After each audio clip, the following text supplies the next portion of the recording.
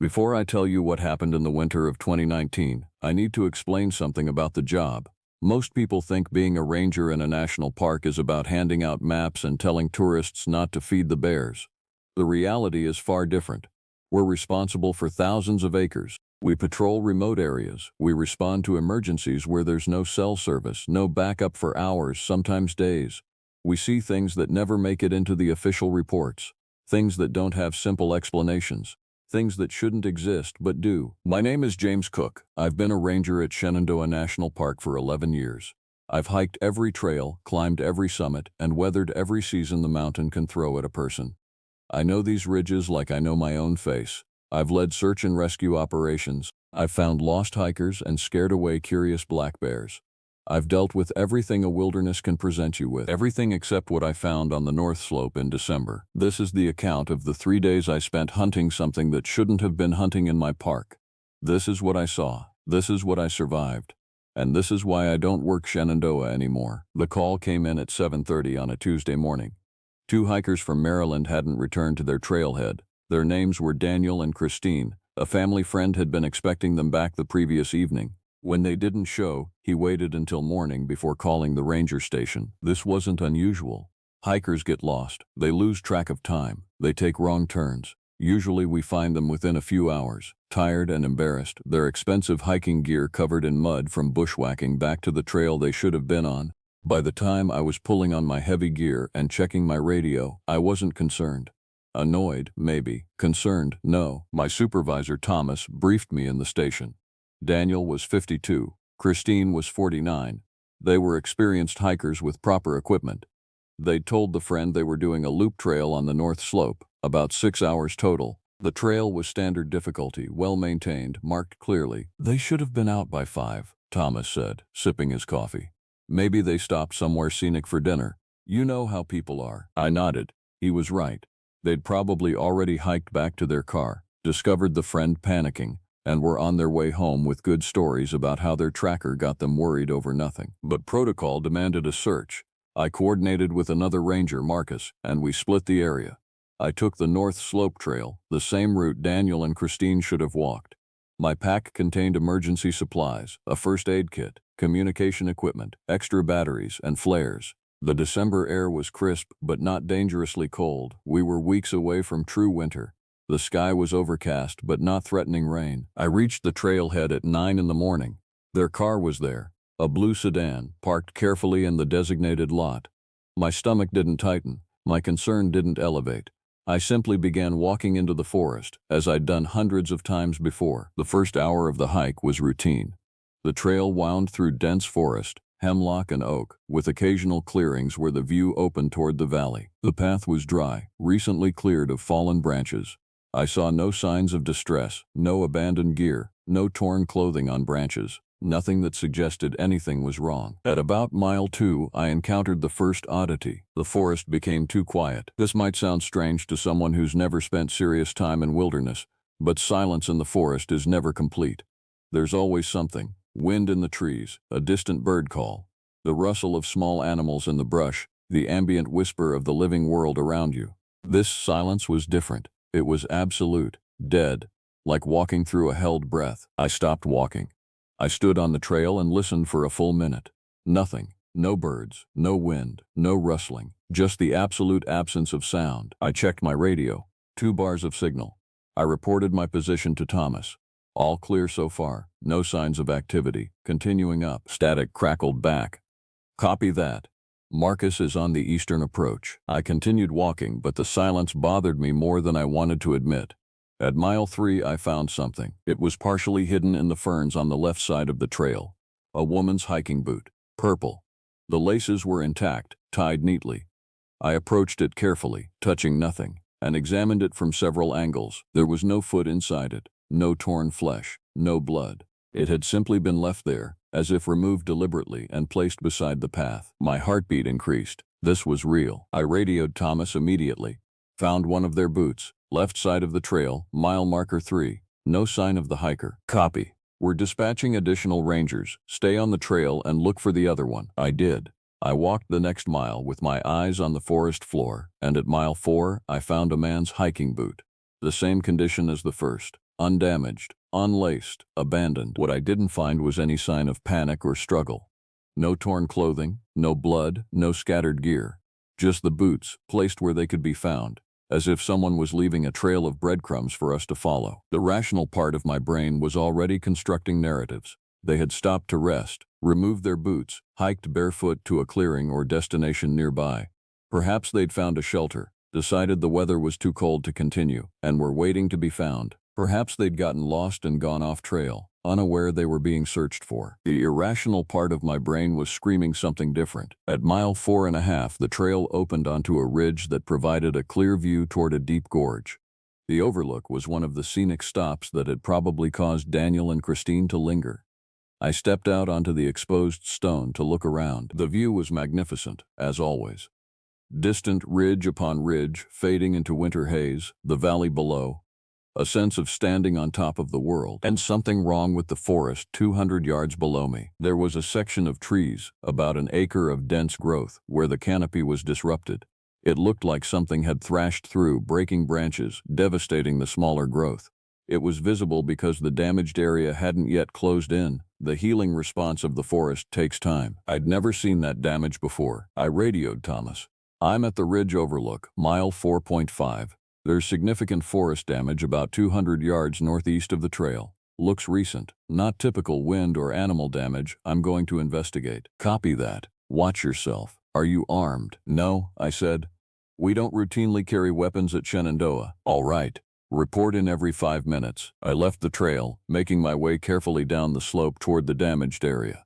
The forest was steep and thick here, and I moved slowly, using trees for balance, announcing my presence loudly.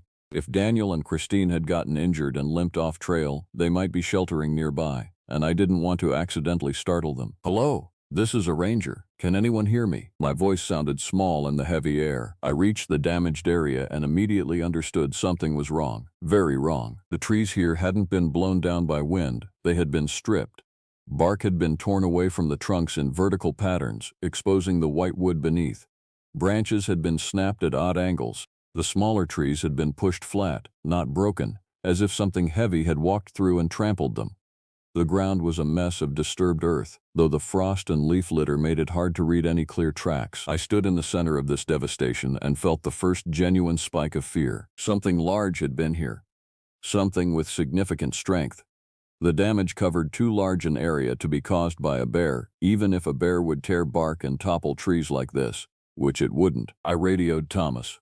"I've found major disturbance in the forest. Looks like something large passed through here. Vegetation damage suggests possible predator activity or human panic. I'm looking for any sign of the missing hikers. Any blood? Any human remains?" "Negative. Just environmental destruction. Proceed with caution. Marcus is being redirected to your location. You've got about 20 minutes." I continued searching the area, moving through the destruction, looking for anything that might belong to Daniel and Christine. A piece of clothing, a backpack, a body. I found nothing, but I did find something else. Among the flattened vegetation, near what appeared to be a depression in the earth, as if something large had rested there, I found several white hairs. They were long, coarse, and yellowish-white in color. I carefully placed them in a small evidence bag from my pack without touching them directly. They didn't belong to a black bear. They didn't belong to any animal I recognized. The sun was beginning to lower in the sky. I had maybe 3 hours of good light left. I radioed Thomas again and reported everything I'd found. He told me to mark the location with flagging tape and return to the main trail to meet with Marcus. Search and rescue teams would process the site more formally. As I made my way back up the slope, I realized the absolute forest silence had returned. No birds, no wind, no life, just me and the weight of the injured forest around me. Marcus and I met back at the ridge overlook. He was a veteran ranger, maybe 15 years my senior, with a weathered face that suggested he'd seen plenty of strange things in his decades of service. When I showed him the white hairs and described the damage, he went very still. "That doesn't look like anything that should be here," he said quietly. "My exact thought. In all my years," he continued, "I've never seen forest damage like that. A bear would claw, yes, but this," he gestured down the slope. "This looks intentional, like something was angry." We marked the area thoroughly and made our way back down the trail as the light began to fail. The search for Daniel and Christine would continue tomorrow with fresh teams and better weather. Nighttime searches in unfamiliar forest were dangerous and ineffective, but sleep didn't come easily that night. I lay in my apartment in town, scrolling through my laptop, pulling up everything I could find about large predators in the Appalachian region. Bears, of course. Mountain lions, which were technically extinct in Virginia but occasionally reported by hikers and locals. Wolves, similarly absent but present in local legend. Boars. Nothing explained the damage I'd seen or the nature of those white hairs. Around midnight, I received a call from Thomas. Daniel and Christine's cell phone records had been checked. There had been no calls or texts after they'd started their hike, no distress signals. Their last ping was from inside the park. "We're treating this as a missing persons case," Thomas said. "I'm going to assume you'll want to be part of the ongoing search." Absolutely. The next morning, I was back on the North Slope Trail with a full team. We'd called in rangers from neighboring parks. We had search dog handlers coming in from a few hours away. We had proper forensic people. The boots had been collected as evidence. The area with the forest damage had been flagged and documented. Someone had the brilliant idea of checking recent hiker reports to see if anyone else had noted unusual activity in that section. There had been several. Over the past 3 weeks, multiple hikers had reported seeing areas of disturbed forest. One hiker from Pennsylvania had reported hearing an animal sound unlike anything I've ever heard, kind of between a howl and a human scream. Another reported finding massive indentations in the mud near the streambed, like something walked on all fours, but the stride was impossibly long. None of these reports had been taken seriously at the time. Hikers see and hear things. Fear and imagination amplify strangers in the forest. But now, with 2 people missing, these reports took on new significance. By day 3 of the search, we'd expanded to several miles of trail. The search dogs had several false starts. One handler told me the dogs seemed unusually nervous in certain sections of the forest, reluctant to proceed despite training and encouragement. On the evening of the 3rd day, we found what appeared to be a campsite, roughly a quarter mile off the main trail. It was crude, just a cleared area beneath some rock outcropping, not actually sheltered but offering some protection from overhead. There was a dead fire pit, recently used based on the ash, and scattered around it were pieces of clothing torn in ways I had never seen before. The fabric hadn't been cut. It had been shredded, as if pulled apart by multiple strong points of pressure simultaneously. Some pieces still held bloodstains, though not enough blood was present to indicate a fatal injury. A piece of Christine's jacket was among the fragments. Daniel's backpack was there, undamaged, as if it had been removed before the violence began. There was no other sign of them. The search continued for another full week, expanding into surrounding areas, but nothing else was found. No bodies, no further remains, no clear indication of what had happened or where they had gone. Eventually, the intensity of the search had to decrease. Other resources were needed. The case remained open but inactive. I, however, could not move on. Every day of my remaining shifts, I requested the North Slope area. I walked it. I watched it. I documented everything unusual: disturbed vegetation, animal signs, strange marks on trees. I studied field guides to every predator in North America. I read reports from online forums about cryptid sightings in the Appalachian Mountains.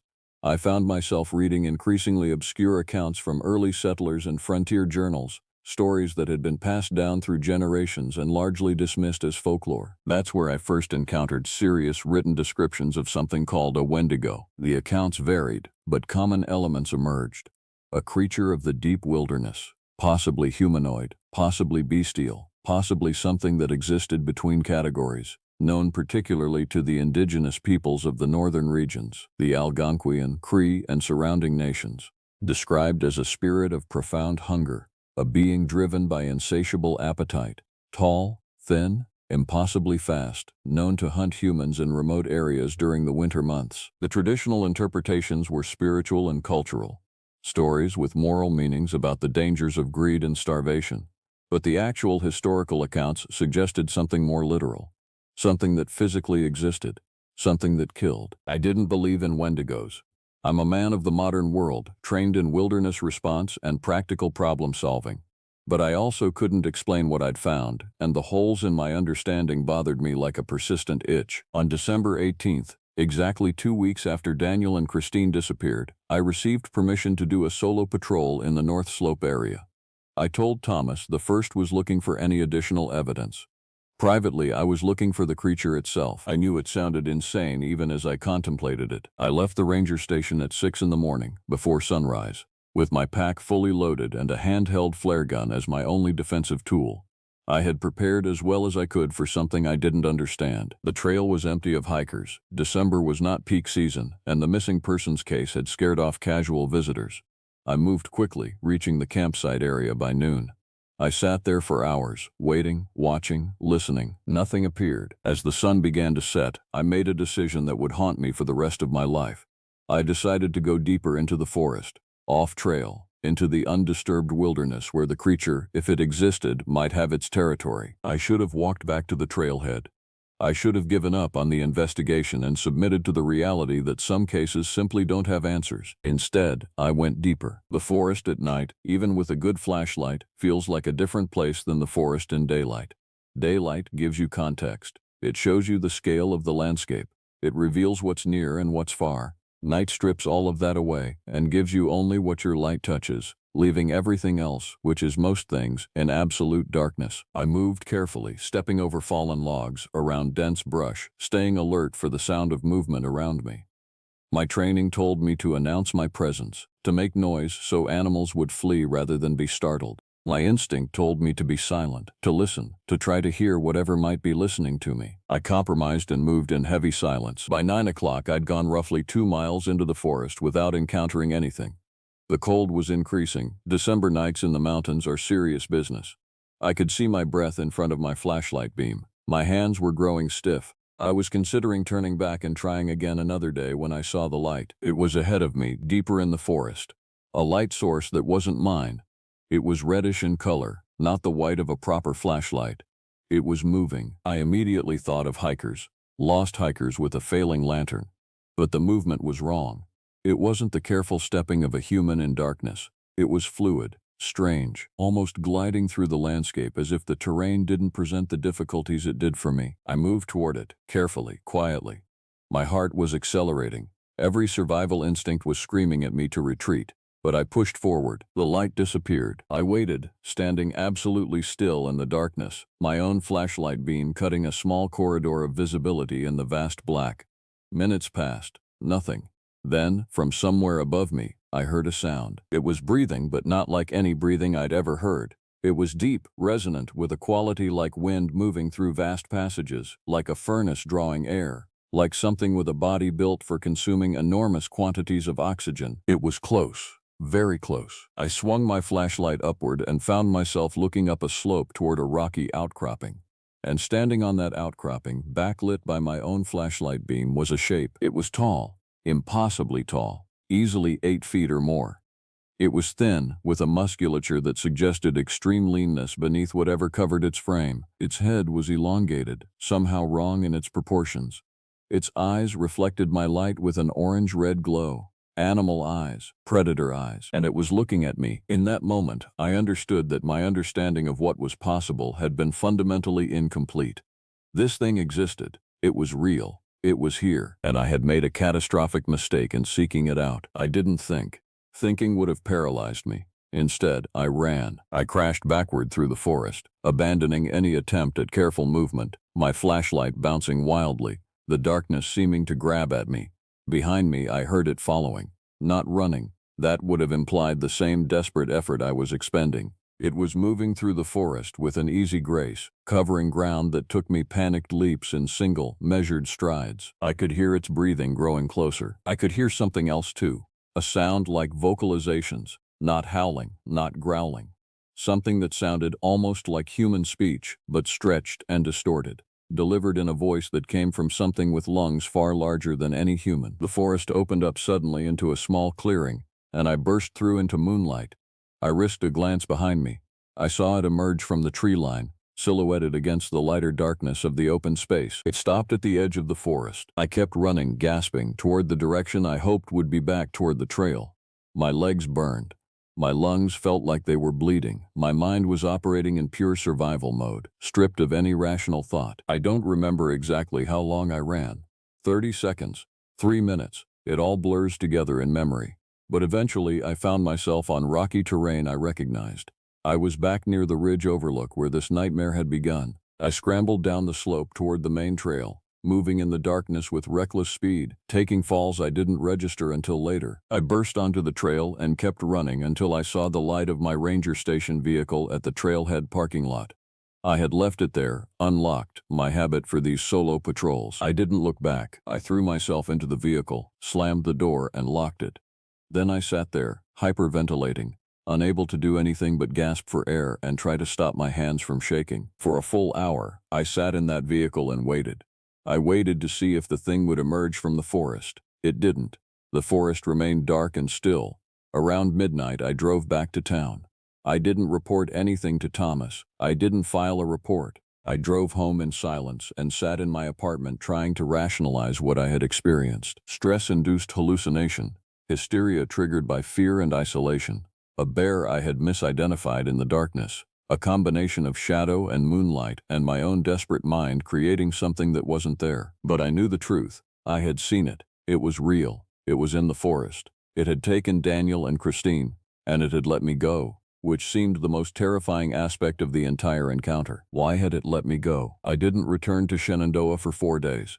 I called in sick, cited exhaustion, avoided any situation where Thomas might ask me detailed questions. But on the 4th day, I got a call that changed everything. Another hiker was missing. A solo male hiker in his early 30s had failed to return from the same North Slope area.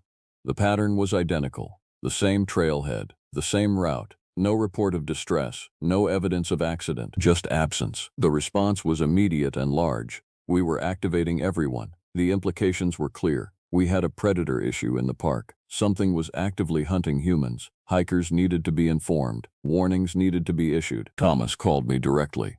"I need you back. Today. This is serious now." I could have said no. I could have tendered my resignation. I could have walked away and never returned to the park.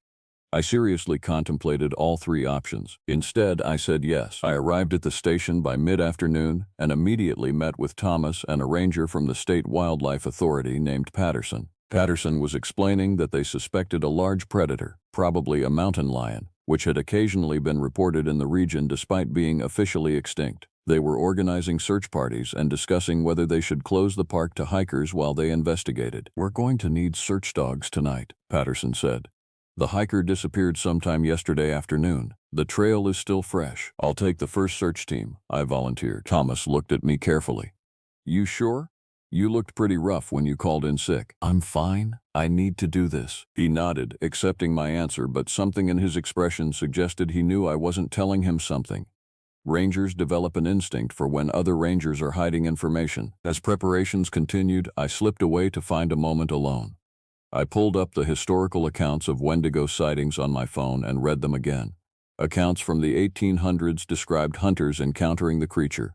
Most had not survived. Those who had survived spoke of a creature that was cunning, that could anticipate human behavior, that would sometimes let humans escape only to return for them later, that would hunt with purpose. As dusk approached, I suited up for the night search.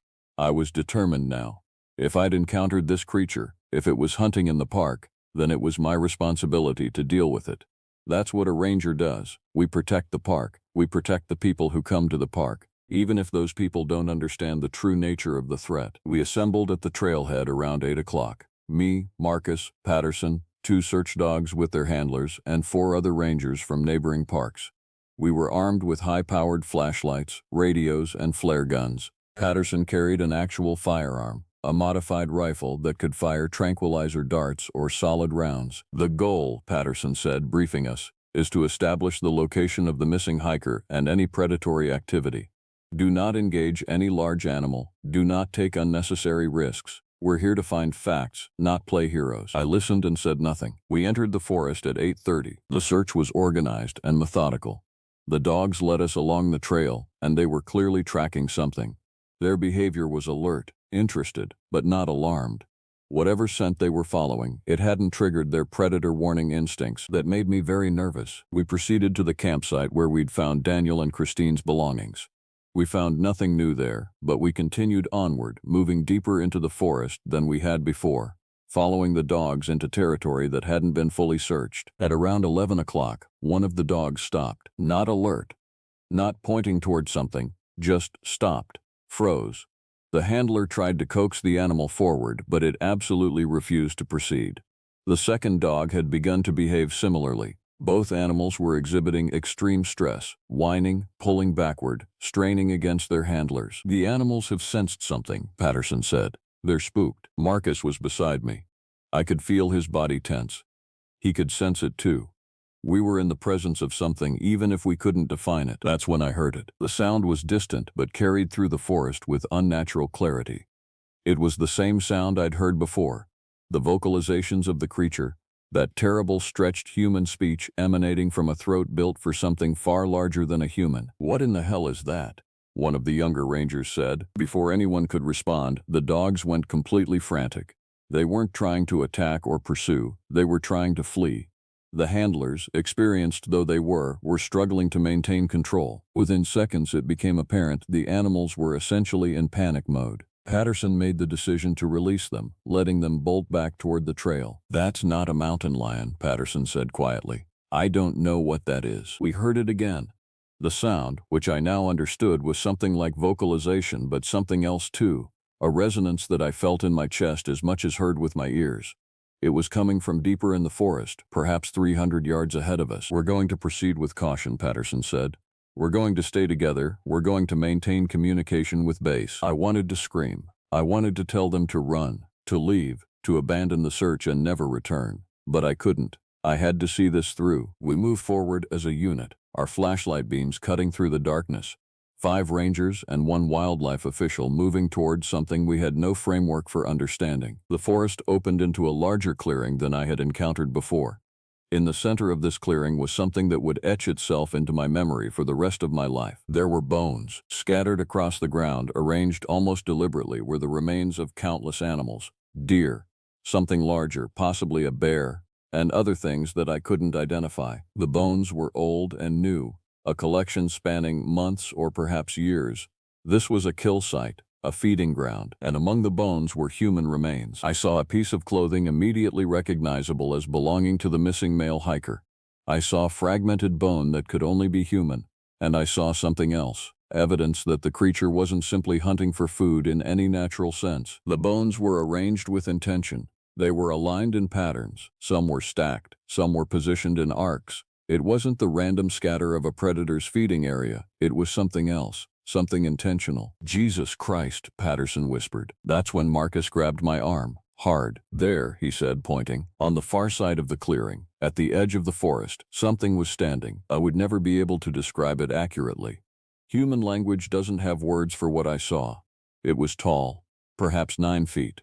It was thin, with a frame that suggested a physiology completely alien to anything I understood. Its skin or covering, in the light of our flashlights, appeared almost translucent, with a quality like skin stretched over some structure beneath. Its face, and I use that word with the understanding that it was barely analogous to a human face, was elongated, with a jaw that seemed designed for consuming enormous quantities of matter.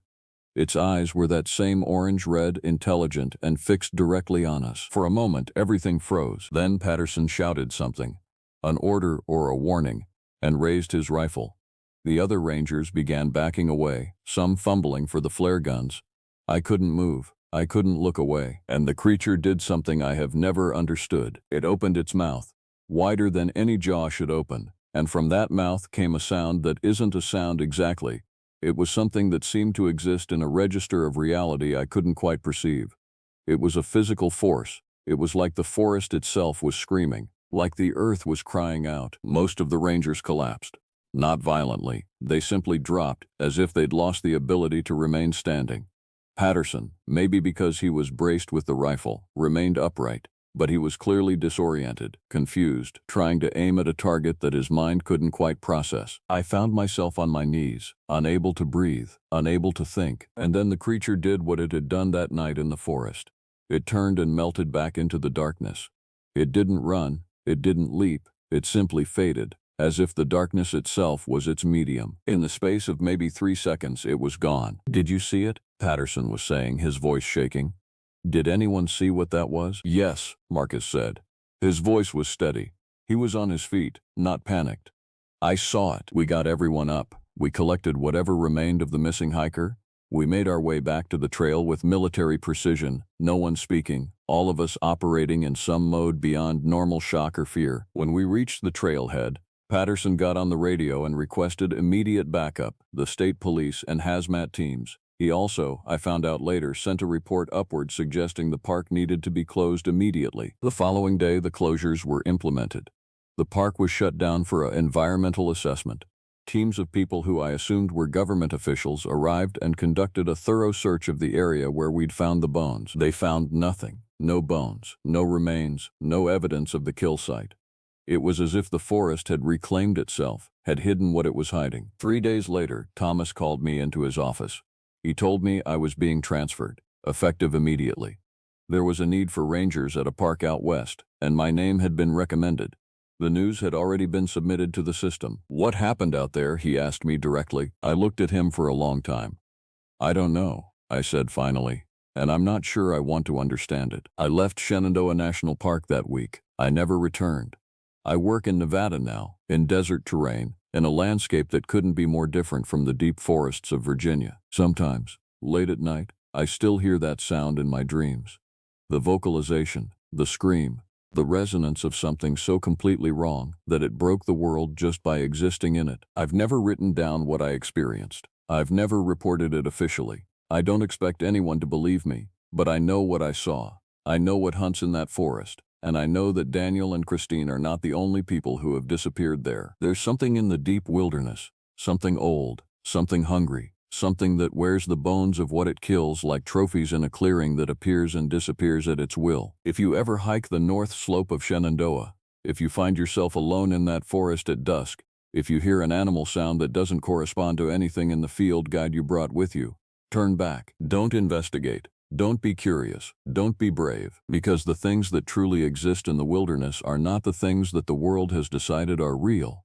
And some forests hold secrets that were never meant to be found. This is what I witnessed. This is what I survived. This is my account, and I will spend the rest of my life trying to forget it.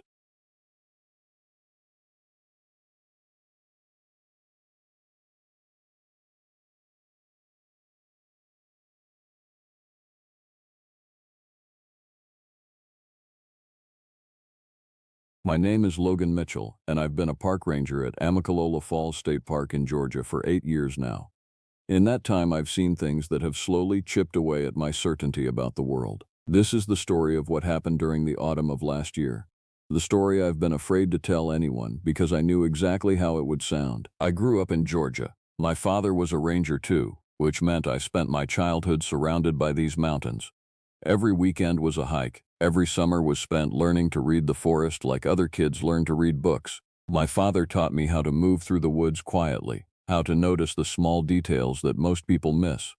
He taught me that the mountains have rhythms, and if you understand those rhythms, you'll understand the land. He also taught me something else, something he whispered to me late one night when I was 12 years old. Some things live in these forests that don't follow the rhythms everyone else knows. I didn't believe him then. I thought it was just the kind of thing fathers tell their sons to make them feel special. But my father was a careful man. He didn't embellish. He didn't tell stories for entertainment. Everything he said was measured and true. By the time I became a ranger myself, I'd convinced myself that my father had been mistaken, or perhaps he'd been taking the local folklore too seriously, letting it color his perception. Either way, I was trained in modern wildlife management, equipped with the latest tools and knowledge. I understood animal behavior. I understood predators and prey. I understood the natural world in a way that left no room for mystery. The autumn of 2025 changed that. It started on a Tuesday in late September. I was doing my usual patrol route near the upper falls, checking for signs of damage to the trails and collecting any reports from visitors. It had been an unusually hot year, and we'd had several periods of drought followed by heavy rains. The waterfall was running strong that day, the mist rising up from the gorge in thick clouds. The sound of the water crashing against the rocks below was so loud that I could barely hear myself think. That was when I noticed the first sign. It was subtle enough that I almost missed it entirely. A section of forest about 100 yards off the main trail had been disturbed. Now, forest disruption isn't unusual. Bears tear up bark looking for insects. Deer bed down for the night. Boar will uproot massive sections of earth while foraging. But this was different. There was an area, perhaps 30 feet wide, where the undergrowth had been flattened. Broken saplings lay in a rough semicircle, their breaks fresh and jagged. It looked like something large had been moving through that area, moving fast, pushing through the vegetation without any concern for the damage it caused. I documented it in my log and noted the location. At the time, I thought maybe it was a boar. They can be destructive, and their behavior had been changing in recent years due to the drought cycles. The thought didn't stay with me for long. I had 17 more miles of trail to cover before sunset. 2 days later, I was back in the same area, and there was another disturbance, about a quarter-mile deeper into the forest. This one was larger. More saplings were broken. There were deep gouges in the earth where something had dug with considerable force, and there were hairs. Long, dark hairs caught on the bark of one of the broken trees. I collected the hair carefully, placing it in an evidence bag the way I'd been trained. Back at the ranger station, I examined it under magnification. It was coarse and long, nothing like a bear's coat. It didn't match any of the common wildlife in the area. I made a note of it and sent a photo to the state forestry office, asking if they had any experience with similar findings. The response came back within 2 days. They said they'd check with the colleges and institutions that studied local wildlife, but that it was likely just a misidentified animal hair. The deflection was polite but clear. They weren't interested. Over the next 2 weeks, I found 7 more disturbances in the forest, each one slightly larger than the last, and each one moving in a generally southwestern direction, deeper into the wild areas of the park. I documented every single one. I took photos and GPS coordinates. I collected samples when I could. And with each discovery, I began to feel something that I hadn't expected to feel, a growing sense of dread. The hairs I was finding were becoming more frequent. Whatever was moving through that forest was leaving traces, and those traces were accumulating. And there was something else, something that took me longer to notice. The behavior of the other animals in the park was changing. The birds were quieter. The insects seemed to move differently. Even the squirrels, usually so vocal, seemed subdued. It was as if the entire ecosystem was holding its breath. Then came the attack on the hikers. It happened on a Saturday in early October. A family of 4, 2 parents and 2 teenage children, had decided to hike the Lower Falls Trail in the afternoon. It was a popular trail, well-maintained and generally considered very safe. The family made it about 2 miles in before something went wrong. The parents both reported the same thing. They heard a sound from deeper in the forest, something massive moving through the underbrush at tremendous speed. It wasn't a bear. Both parents had encountered bears before and said that this sounded nothing like any bear they'd ever heard. It was faster, more purposeful.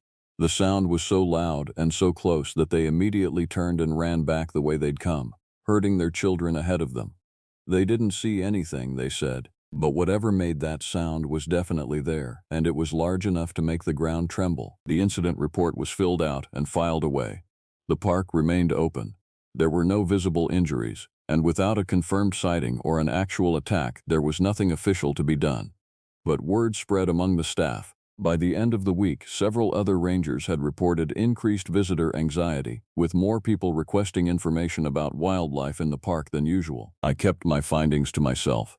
I told no one about the disturbances I'd been documenting or the growing certainty I felt in my gut that something was very wrong.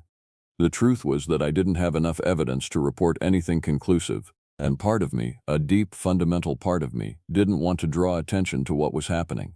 Some instinct older than reason was telling me that bringing official notice to this situation would be a mistake. That instinct was born from something my father had told me all those years ago, something I'd finally begun to remember with absolute clarity. When you know something is in the woods, the worst thing you can do is make it know you're looking. By the middle of October, I had stopped trying to hide what I was observing from myself. The pattern was becoming undeniable. The disturbances were increasing in frequency. The signs were becoming bolder. And now I had witnesses, people who had heard something massive and terrifying move through the forest in broad daylight. Whatever was happening, it was reaching a crescendo. I decided to do something that in retrospect was extremely foolish. I decided to try to document it directly. I would set up cameras on the trail system where I'd been finding signs, high-quality trail cameras that could capture video in full color. If something was out there, I would get footage of it. I would have proof. Then, I thought, then everyone would have to believe me. It took me 3 weeks to set up 4 cameras in strategic locations, positioning them to cover the areas where I'd been finding the most disturbing evidence. I used pine cones smeared with peanut butter as bait, something that would attract both legitimate wildlife and whatever else might be moving through these woods. I told myself it was a legitimate research practice. In truth, I think I was already beginning to lose my grip on what was reasonable. The first footage came in 3 days later. I downloaded the files onto my laptop that evening, sitting alone in my small ranger's cabin, the October wind rattling the windows. The first video showed nothing but trees and ferns, the forest floor illuminated by the camera's infrared sensor. I fast-forwarded through it. Hours of nothing, the forest going about its business. Then, at 2:47 in the morning, something massive moved directly past the camera. I couldn't see it clearly. It was too quick, and the infrared resolution wasn't enough to capture fine details. But I could see its bulk, the enormous shoulder width, the length of its stride. It was bipedal. It walked on 2 legs like a man, but it was far, far larger. The camera lost it in seconds, but those few seconds were enough to stop my heart. I didn't sleep that night. I watched the footage over and over again, looking for details, trying to determine exactly what I'd seen. By dawn, I had convinced myself it must be a bear, standing on its hind legs, exaggerated by the camera's lens and my own desperate hope for an explanation. But I knew I was lying to myself. The next morning, I went back to check the cameras and collect new footage. What I found made my skin crawl in a way I'd never experienced before. 3 of the 4 cameras had been destroyed. Not disabled by accident, not knocked over by passing animals, but systematically destroyed. The casings were crushed, the lenses were shattered, and the memory cards had been removed and smashed against the rocks nearby. Only 1 camera remained, hidden better than the others in the crook of a high tree branch. That camera had captured something else. In the footage, recorded at 3:15 a.m., something massive came directly toward the camera position. I could see the outline more clearly this time, the shape of a head with a distinctly pointed crown, the massive shoulders, the arms. It reached up toward the camera with what looked like methodical precision, grabbed it, and brought it down with incredible force. The last thing the camera captured was a close-up of something dark, something that might have been fur or skin. And then the footage ended. I should have reported it. I should have shown someone in authority what I had found. Instead, I retrieved the memory card from the destroyed camera, downloaded that video, and deleted it. I told myself I was protecting the park from panic. I told myself I needed more evidence before making official claims.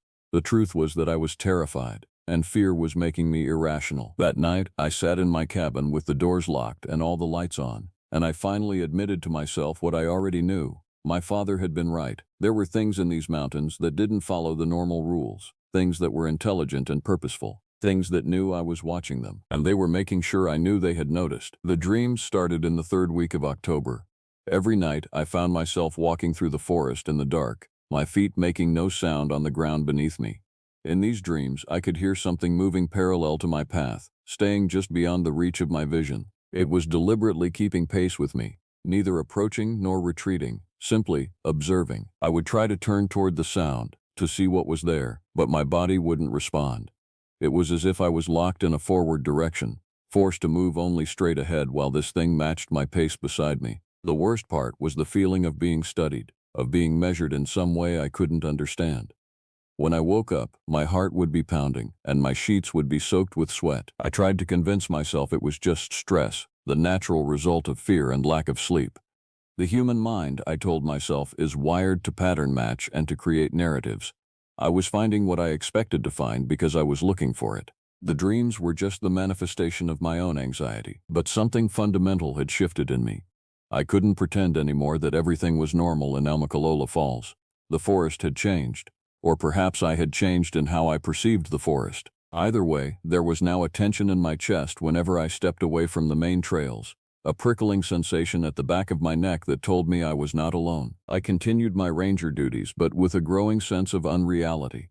I showed up for my shifts. I patrolled the main trails. I spoke with visitors and answered their questions about wildlife and hiking routes. But all the while, I was hyper-aware of the forest around us, waiting for something to happen. It was during one of these patrols, in the last week of October, that I had my first clear sighting. I was alone on the Blue Hole Trail, one of the less traveled paths that descended steeply toward the creek below. It was an overcast afternoon, the light filtering through the canopy in gray shafts. The temperature had dropped significantly that week. Autumn was in full swing now, and the trees were losing their leaves rapidly. I remember thinking that this was the right time of year for people to encounter wildlife. Cold weather makes animals hungrier and more active. I should have trusted that instinct to turn back. The forest at the bottom of the Blue Hole Trail is different from the higher elevations. Denser, older. The trees there are massive, some of them with trunks so thick that it would take 10 people linking arms to circle them. The undergrowth is thick enough to swallow the sound of movement, and the creek runs over rocks large enough that you have to pick your way carefully across them. I was crossing the creek at that moment, my attention focused on finding safe footholds, when I noticed that everything had gone silent. The birds had stopped singing. The insects had stopped their constant rustling. Even the sound of the creek seemed to fade into the background. It's remarkable how loud silence can be. I looked up. Standing on the far bank of the creek, no more than 30 feet away, was something that existed at the edge of belief. It was massive, easily 8 feet tall, perhaps taller. Its body was covered in dark fur, long and thick, matted in places. Its shoulders were so wide that it seemed almost comically disproportionate to its body. But it was the face that stopped my heart. It was vaguely humanoid, with eyes set forward like a predator rather than sideways like prey. But there was an intelligence in those eyes that nothing in the natural world should possess. There was awareness there, calculation. The face was dark, the features heavy and pronounced, with a brow that jutted forward over deep-set eyes. When I met its gaze, I knew with absolute certainty that this creature was not acting on instinct. It was looking at me, truly seeing me, evaluating me. I don't know how long I stood there, frozen in the middle of the creek. It felt like hours, but it was probably no more than 10 or 15 seconds. My mind was struggling to process what I was seeing, to fit this creature into any category of knowledge I possessed.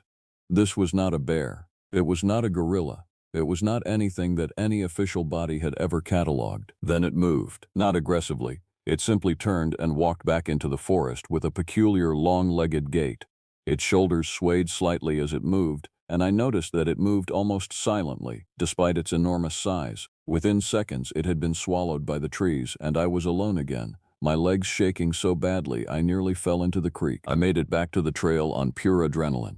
I ran the entire way up the steep slope, gasping for breath, my mind fragmenting between accepting what I'd seen and denying it entirely. I didn't stop until I reached the parking area. When I got to my truck, my hands were shaking so badly I could barely grip the steering wheel.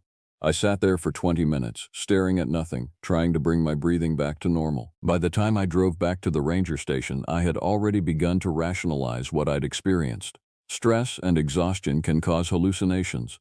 The strange light and shadows of the forest can trick the mind. Fear can create entire beings out of misidentified shapes and natural variation. I had worked myself into such a psychological state that my brain had manufactured an experience. This was the story I told myself.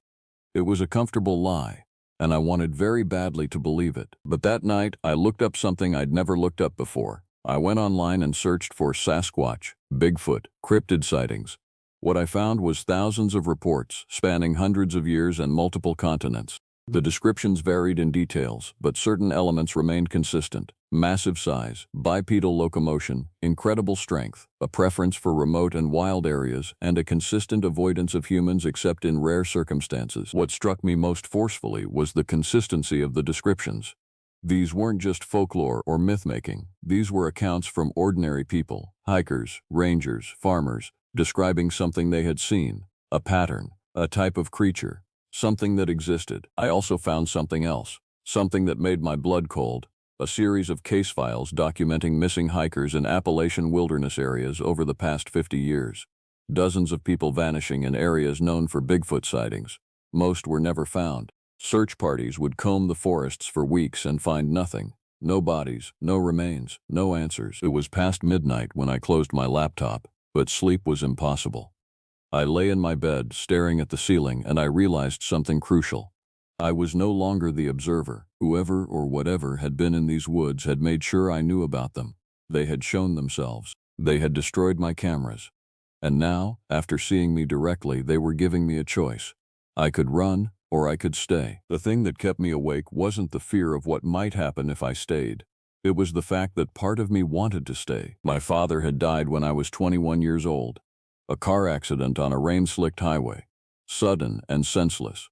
I'd inherited his ranger position, his knowledge of these mountains, and his secret belief in the mysterious things that lived here. For 8 years I'd been trying to prove that secret wrong, to be a modern, rational person who didn't believe in folklore and legend. But my father had known. He'd known his entire life. And now, finally, I was beginning to understand what he had tried to tell me. The thought that kept returning to me in those dark hours was this. My father had lived with this knowledge for his entire life and never told anyone, never sought validation or proof. He had simply accepted it and lived within it, treating these mountains with the respect they demanded. Perhaps there was a reason for that silence. Perhaps the knowledge wasn't meant to be shared. On November 1st, I made a decision. I would stay in Emekalola Falls. I would continue my work as a ranger, and I would pay attention to the things happening in the forest around me, not with the intention of proving them to others, but simply to understand them better. The moment I made that decision, I felt the dreams change. The thing that had been walking beside me in my nightmares started moving ahead of me instead, as if beckoning, as if saying, "Now that you understand, now that you're willing to see, let me show you something." For the first time in weeks, I felt like I could breathe normally. Of course, I didn't realize that understanding was only the beginning. I didn't know that seeing clearly would place me directly in the path of something far more dangerous than I imagined. But that night, as I finally drifted off to sleep, I dreamed of walking through the moonlit forest, and I was no longer afraid. I was welcome. November in the mountains is a strange time. The leaves are mostly gone, which means the forest becomes more open, more exposed.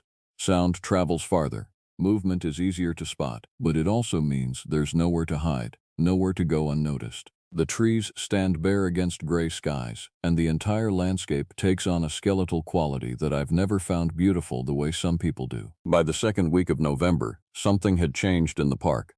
The visitor count had dropped significantly, partially due to the season, but I suspected also because of the growing rumors about something strange in the woods. That attack on the family in October had gotten around, despite the lack of official confirmation. People understood on some level that the forest was becoming less safe. I should have been relieved. Fewer people meant fewer potential victims for whatever was out there. But I wasn't relieved. I was intensely, acutely focused on what was happening in the forest beyond the reach of established trails. I started hiking deeper into the wild areas, abandoning my official patrol routes. I kept a notebook with me, documenting signs in a way I'd never done before. Scat that I could identify as nothing in the known fauna of Georgia, territorial markings on trees, deep gouges in bark at heights that no animal should be able to reach, and more of those disturbances in the undergrowth, larger now, and arranged in patterns that seemed almost deliberate. It was during one of these hikes that I found the first sign of what I now know was a gathering. I was about 3 miles off the main trail system, in an area that most hikers would never reach, when I noticed that the forest density had changed. Trees were spaced differently, as if the undergrowth had been deliberately cleared. A path had been created, subtle enough that you'd miss it unless you were specifically looking for it. I followed it, moving as quietly as I could, my heart pounding with anticipation and fear. The path led to a clearing, and I recognized it immediately from topographical maps I'd studied. This was Whisper Gorge, a canyon deep enough that the sun barely reached the bottom for more than a few hours a day. The water source down there was one of the cleanest in the park. It was remote enough that most people would never find it. It was perfect. When I entered the clearing, what I saw took my breath away. The ground had been torn up in multiple places, not violently but methodically. There were piles of stones arranged in patterns I didn't immediately understand. There were scraped areas where the vegetation had been stripped bare, and there were footprints, dozens of them, arranged in what looked like deliberate configurations. I knelt down to examine one of the larger prints. It was easily 17 inches long and 6 inches wide. The toe impressions were clear and distinct, and the depth of the impression suggested something weighing in excess of 800 pounds. I took measurements. I documented everything with the camera on my phone. As I was photographing the prints, I became aware that I was being watched. It wasn't a sudden realization, but rather the gradual dawning of something I think I'd known since I entered the clearing. I stood up slowly and looked around the gorge. There were at least 7 of them. They stood at the edge of the clearing, mostly in shadow, their massive forms barely visible in the dim light of the canyon. I couldn't see them clearly enough to determine age or condition, but I could see the general configuration of their bodies, the way they were arranged, not aggressively, watching, waiting. For a moment that seemed to stretch into infinity, no one moved. I stood in the center of the clearing, surrounded by creatures that should not exist according to everything I'd been taught about wildlife and biology. And they stood at the perimeter, massive and intelligent, considering me. I don't know what made me do it. It was a decision that came from some deep instinctual part of my brain that was wiser than my conscious mind. I lowered my camera slowly and held my hands out to my sides, palms up, a gesture of non-aggression, of peace. For several seconds, nothing happened. Then the largest of them, the one I'd seen at the creek, I was fairly sure, took a single step forward. Closer to me, but not threatening. It was a statement, a test. I didn't move. The massive creature stood there, its enormous head tilted slightly, regarding me with those unsettling eyes. I could hear its breathing, heavy and regular. I could feel the weight of its attention on me like a physical pressure. In that moment, I understood something profound. These creatures were trying to communicate. Not with words, but with presence, with choice, with the basic honesty of bodies in space. They were deciding whether I could be trusted. I'm not sure how long I stood there. Eventually, the largest of them made a huffing sound, almost like a cough, and stepped back. The others seemed to relax. One by one, they turned and faded back into the forest shadows until I was alone in the clearing again. I stood there for several more minutes, processing what had happened. Then I backed away slowly, trying to move in a way that was non-threatening, non-challenging. When I reached the path, I turned and followed it back out of the gorge. The walk back to my truck took twice as long as the walk in. My legs felt weak, and my mind was whirling with the implications of what I'd just experienced. These creatures were not random animals driven by hunger or territorial instinct. They were organized. They were communicating with each other. They were capable of complex decision-making, and they had chosen to let me live. That night, I did something I'd avoided doing for months. I called my mother. She lived in Atlanta, a life removed from the mountains and the woods. We didn't talk often. She'd never been able to understand my father's obsession with the wilderness, and she'd been relieved when I didn't pursue a more conventional career but remained connected to his world. "Mom," I said without preamble, "what did Dad tell you about the mountains?" There was a long silence on the other end of the line. Then she said, "How did you know he told me anything?" "He told me something when I was young. I think there's more." My mother took a breath. "Your father was a good man, Logan, but he was born into a tradition that I never fully understood. His grandmother was part Cherokee, and she had stories about the mountains, about creatures that lived there, things that were older than human settlement. Your father believed those stories. He believed they were literal truths. Did he ever see anything?" I asked. "I asked him that once," my mother said.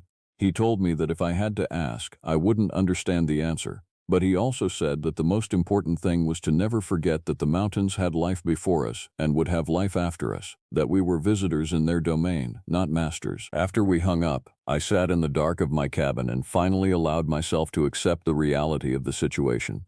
These creatures were real, they were intelligent, they were organized, and they had been living in these mountains long before the first European settler arrived. Longer than the Cherokee, they were in some very real sense the true inhabitants of this land. The question that kept cycling through my mind was this: what did they want with me? The answer came 3 days later, on November 15th, in a way I never could have anticipated. I was doing a routine patrol of the main trail system when I found a hiker in distress. She was a young woman, probably in her mid-20s, and she was thoroughly lost. She'd stepped off the marked trail that morning to take photographs of a waterfall and had missed the trail when she turned to head back. She'd been wandering through the forest for over 6 hours. Her name was Sarah, and she was terrified. I immediately took her back to the main trail and hiked her out to the parking area, where I filed an incident report and made sure she had someone to call to pick her up. As I was documenting the whole encounter, I realized that this was exactly the kind of situation that in other years might have ended tragically. A lost hiker, darkness approaching, temperatures dropping. In the wrong circumstances, in the wrong time, she could have become one of the missing people whose files I'd read about online. But she wasn't missing, she was alive. And she was alive, I suddenly understood, because of them. Because those creatures in the forest had allowed her to find her way back to safety. That night, I understood my purpose. I was a ranger. I had always been a ranger. But I had been operating under the delusion that my job was to protect humans from the wilderness. The truth was more complicated. I was meant to exist in the space between two worlds, the human world and the wild world. My job wasn't to protect one from the other. My job was to maintain the fragile boundary between them. And perhaps, sometimes, my job was to make sure that the boundary remained intact enough that lost people could find their way home. Winter came early that year. By mid-November, snow was falling on the higher elevations. By the first week of December, the entire park was transformed. The bare trees wore their coating of white, and the waterfalls had begun to freeze into spectacular formations of ice. Tourism had dwindled to almost nothing. I was the only ranger on duty most days, and the park had taken on an almost pristine quality, as if the human world had released its grip on it entirely. I had stopped filing the formal reports about the disturbances I was finding. I had stopped photographing prints and collecting hair samples. I had moved into a different mode of existence, one that my father must have experienced his entire life. I was learning to simply observe, to be present in the landscape without the need to categorize or explain everything I saw. The dreams continued, but they'd evolved. Now I was no longer walking behind or beside them. I was walking as part of them, integrated into a larger pattern that I was just beginning to comprehend. On December 10th, I received a visitor at the ranger station. A man came in just before closing, asking about current trail conditions and wildlife reports. He was perhaps 10 years older than me, with the weathered face of someone who spent significant time outdoors. Something about him was familiar, though I couldn't place why. We talked for about 15 minutes about standard ranger matters. Then, as he was leaving, he paused at the door and said, "You've been selected for something, Logan. I know that probably doesn't make sense to you yet, but your father knew what that meant. When you're ready to understand it fully, you'll find your way to the right people. There's a community of keepers, rangers, researchers, people from the Cherokee Nation, people who understand what lives in these mountains and why they need to be left alone. We protect the boundary. We make sure neither side crosses it entirely." I started to ask him questions, but he was already leaving, moving out into the snow-covered parking lot. "Wait," I called. "What's your name? How do I find you?" He turned back and smiled. "Your father would have told you. The mountains will introduce us when the time is right. For now, just remember, what you've seen is real, what you've learned is important, and what you do next will matter more than you understand." Then he was gone, getting into a truck that had been parked at the edge of the lot and driving away into the snowy landscape. I stood in the doorway of the ranger station, watching him leave, and I realized something with sudden clarity. That man had known my father, probably well, and he had been sent here to find me. Over the next few days, I began to understand the full scope of what was happening. The gathering I'd witnessed at Whisper Gorge wasn't random. It had been timed for November, just as the visitor season was winding down. It had been arranged, I now believed, because of me, because I had proven, through my observations and my willingness to see without explaining, that I could be trusted. On December 15th, something happened that changed everything. I was doing a patrol of the upper trails when I found something I'd never seen before, a clear path leading up into the high country, far beyond the areas where I'd previously observed activity. The path was unmistakable, worn by repeated passage. I decided to follow it. It took me almost 4 hours of hiking to reach the location where the path terminated. I ended up at the crest of a ridge overlooking a massive valley that was unfamiliar to me despite my 8 years of familiarity with this park. The view was incredible, mountains stretching out in every direction, the snow covering everything in white and silver. And in the center of the valley, I saw them. There were at least 40 of them, possibly more. They were arranged in what I can only describe as a community. There were structures, crude shelters made from branches and stones arranged in clusters throughout the valley. I could see evidence of organized activity everywhere. Cleared areas, food stores, even what looked like designated pathways. They had a civilization. I stood at the crest of that ridge for what must have been an hour, simply observing. And as I stood there, I slowly became aware that I was not alone. The largest of them, the one I'd been calling the leader in my mind, had emerged from one of the structures and was standing in the center of the valley, looking up at me. Even from that distance, I could feel the weight of its attention. The creature looked at me for a long moment. Then it made a sound, something between a roar and a howl, that echoed across the valley. It was not a sound of aggression. It was something else. Recognition, acknowledgement, acceptance. As I stood there, I made a decision that will define the rest of my life. I would not tell anyone about this place. Not because I was afraid of what would happen if I did. I was afraid of what would happen if I didn't stay silent. This valley, this community, this civilization in the wild, it needed to remain unknown. Governments would come with their institutions and their need to study and categorize. Curiosity seekers and hunters would come with their weapons and their hunger for proof. The ecosystem that had existed here for thousands of years would be destroyed by the very act of human knowledge. So I turned around and walked back down that ridge, back along the worn path, back toward the human world. In the weeks that followed, I made my choice permanent. I began to reorganize my ranger duties.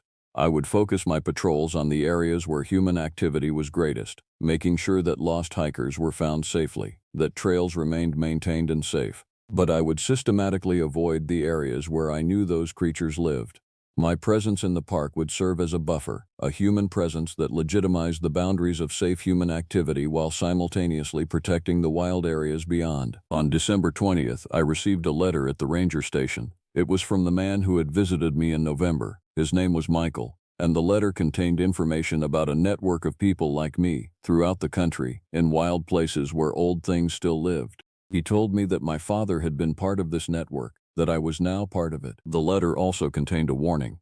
There were others who were not interested in maintaining the boundary. There were people and organizations who wanted to prove the existence of these creatures, to exploit them, to change the fundamental relationship between human civilization and the wild. My job, the letter said, was not just to protect the creatures, it was to make sure that the truth never emerged in a way that could be weaponized. I've been a ranger at Amicalola Falls for 4 years since that December. The creature sightings, the disturbances, all of that has settled into a pattern I now understand and accept. The park is safer than it's ever been because those creatures are helping me keep it safe. Lost hikers are found. Dangerous situations are prevented. The boundary between worlds holds firm. My father knew all of this. He lived with this knowledge his entire life, never saying a word to anyone except me, and even then only in the most oblique way possible. Now I understand why. This is not knowledge that can be shared. It is knowledge that can only be lived with, only be understood through direct experience. Sometimes, when I'm hiking in the remote areas, I feel them watching. Not threateningly, peacefully. As if we are partners now, each playing our role in maintaining something precious and irreplaceable. I've never told anyone else what I saw in that valley. I never will. But I'll tell you this, the wilderness is not empty. The mountains have their own order, their own rules, their own civilization. We who live at the boundary are lucky to understand that. And we're even luckier if we're wise enough not to destroy it with our need to explain. My name is Logan Mitchell, and I was chosen to keep a secret. That secret will die with me, as it should. But sometimes, on the coldest winter nights, I stand outside my cabin and listen to sounds coming from the deep forest. Sounds that official wildlife charts say shouldn't exist. And I feel a deep, peaceful certainty that everything is exactly as it should be. The watchers are watching. And as long as I'm here, everything remains in balance.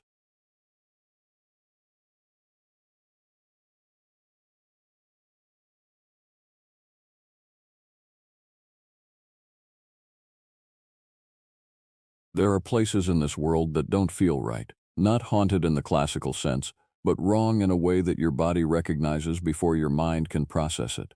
The Great Smoky Mountains contain one such place.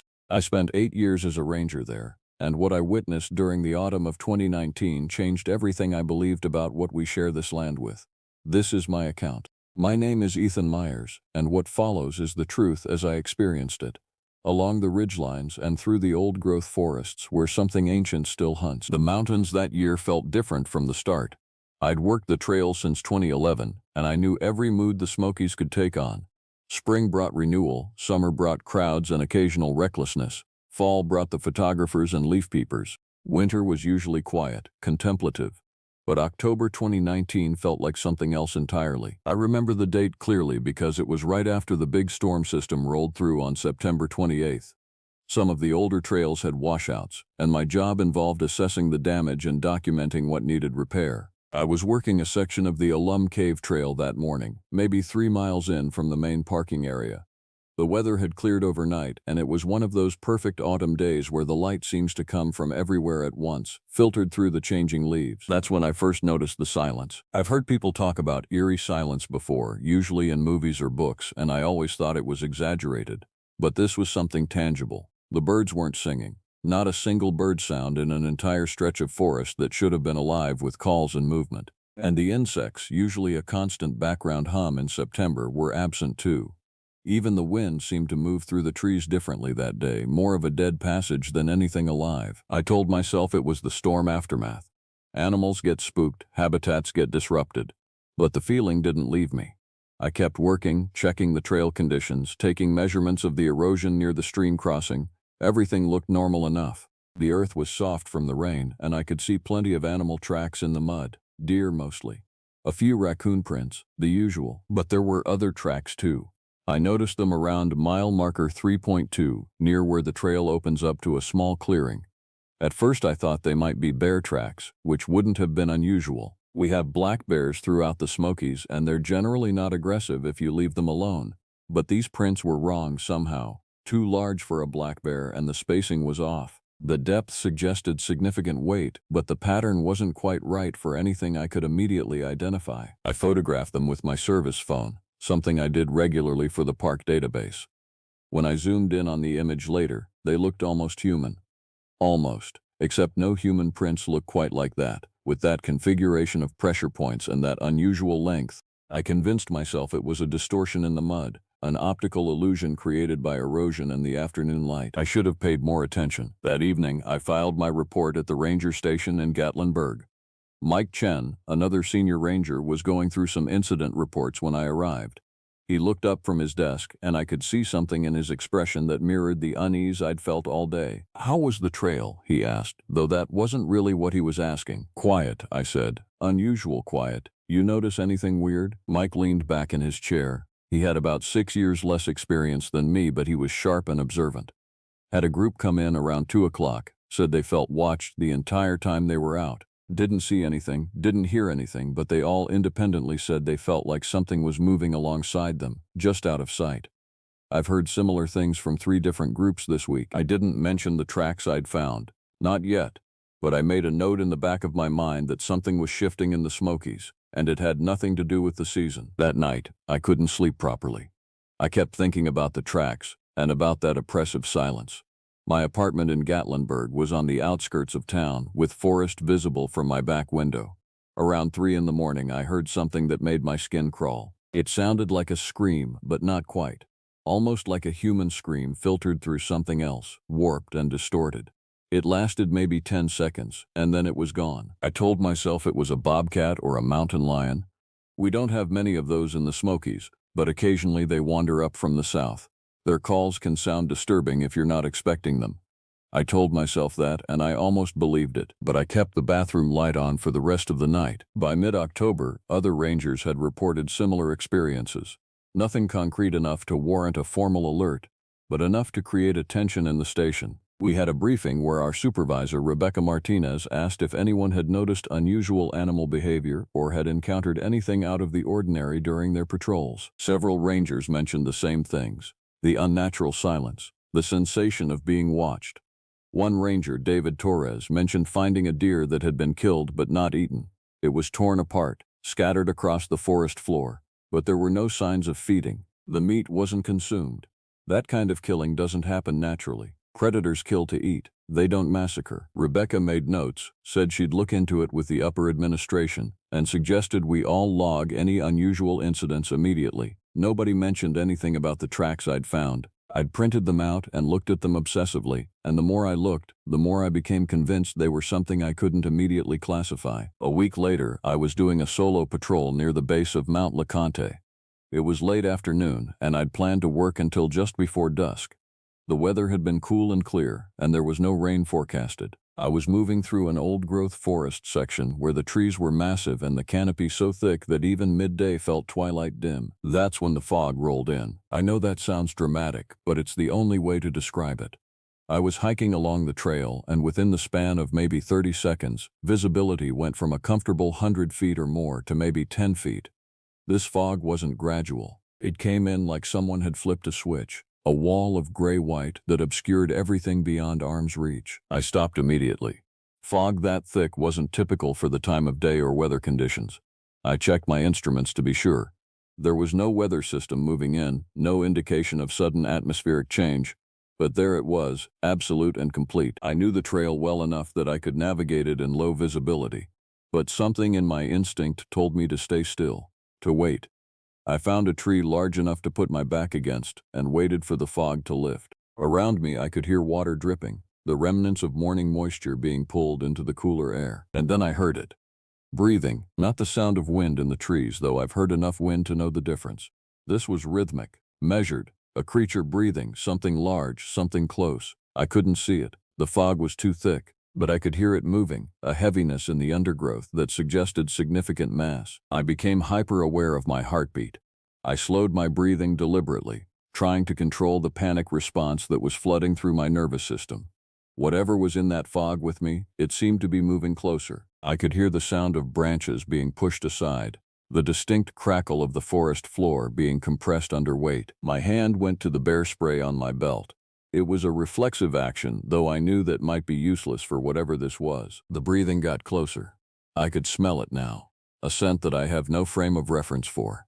It wasn't the clean animal smell of a deer or the heavy musk of a bear. This was something else, something that smelled like carrion and smoke, and something else I couldn't identify, something almost chemical. For a moment, I thought I saw a shape in the fog, a silhouette that was vaguely humanoid, but wrong in a way that made my reptile brain scream at me to run. It was tall, impossibly tall, with proportions that didn't match anything in my experience. The head seemed too small for the body, or the body was stretched, elongated. Then a branch cracked with a sound like a gunshot, and the fog swirled. The shape, if it had been there at all, was gone. I waited for perhaps 15 more minutes, though it felt much longer. The fog didn't lift. Finally, I moved. I walked backward, facing the direction where I'd heard the breathing, maintaining visual contact with the spot where I'd seen the shape. I kept my bear spray out and ready, my hand shaking. The fog eventually thinned as I moved back down the trail, and by the time I reached my ranger station vehicle, it had lifted entirely. The sky was clear, the air was normal, and everything looked like it always did. When I turned around to look back up the trail, I could see clearly into the forest for hundreds of feet. There was no fog. There was no indication that anything unusual had happened, but I knew what I'd experienced, and I was terrified. I filed a report that night. I described the unusual fog, the sounds, the impression of something large moving nearby. I left out the part about the shape I thought I'd seen, knowing how that would sound. Even what I did report was met with polite skepticism. Rebecca assured me that we'd increase patrols in that area, and that sometimes environmental factors can create illusions and sensations that feel very real. But then the hikers went missing. A family of 4, the Hendersons, parents, and 2 teenagers, had started a trail early on November 2nd. They were experienced hikers, had the proper gear, had checked in at the visitor center. They were planning a day hike on one of the moderate trails leading up to a waterfall overlook. They never came back. The search started immediately. We contacted their hotel, found their car at the parking area, and organized a team. I was part of the initial search group, working with Mike Chen and 2 rangers from the Emergency Management Division. We spread out, moving through the forest, calling their names, looking for any sign of disturbance. We found signs quickly.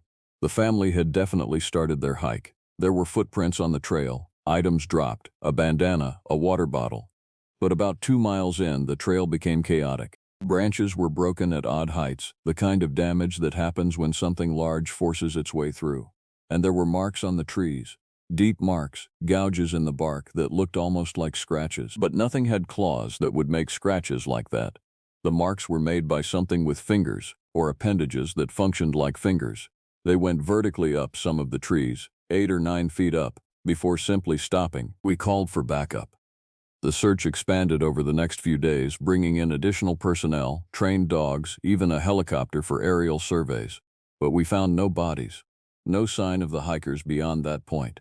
It was as if they'd vanished into the air. The news picked it up immediately. Missing family in the Great Smoky Mountains became a story, and suddenly the park was swarming with reporters and even more visitors, all wanting to help or wanting to witness the mystery. Rebecca had to bring in park administration to manage the situation. What wasn't reported in the news was what I found. Alone, on the 3rd day of the search, I was conducting a wider perimeter sweep, looking for any sign of the missing family or any clue about what might have happened.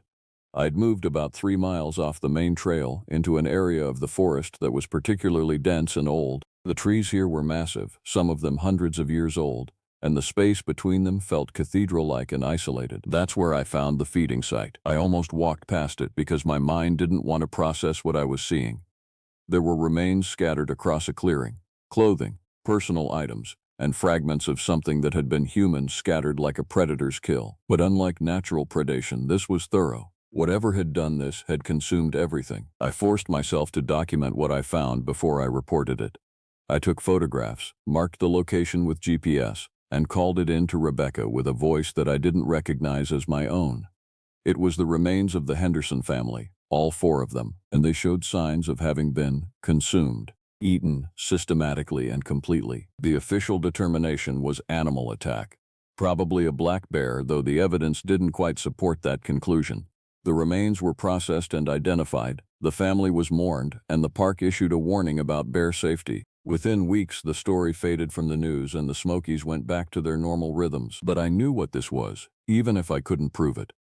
I'd started researching old folklore, Native American stories about these mountains, legends that had been passed down for generations, and I found references to something called the Wendigo, a thing from the dark time, when the mountains were still wild and hungry. The folklore said it was a creature of consuming hunger, something that drove men mad with starvation, something that transformed them or compelled them into the wilderness.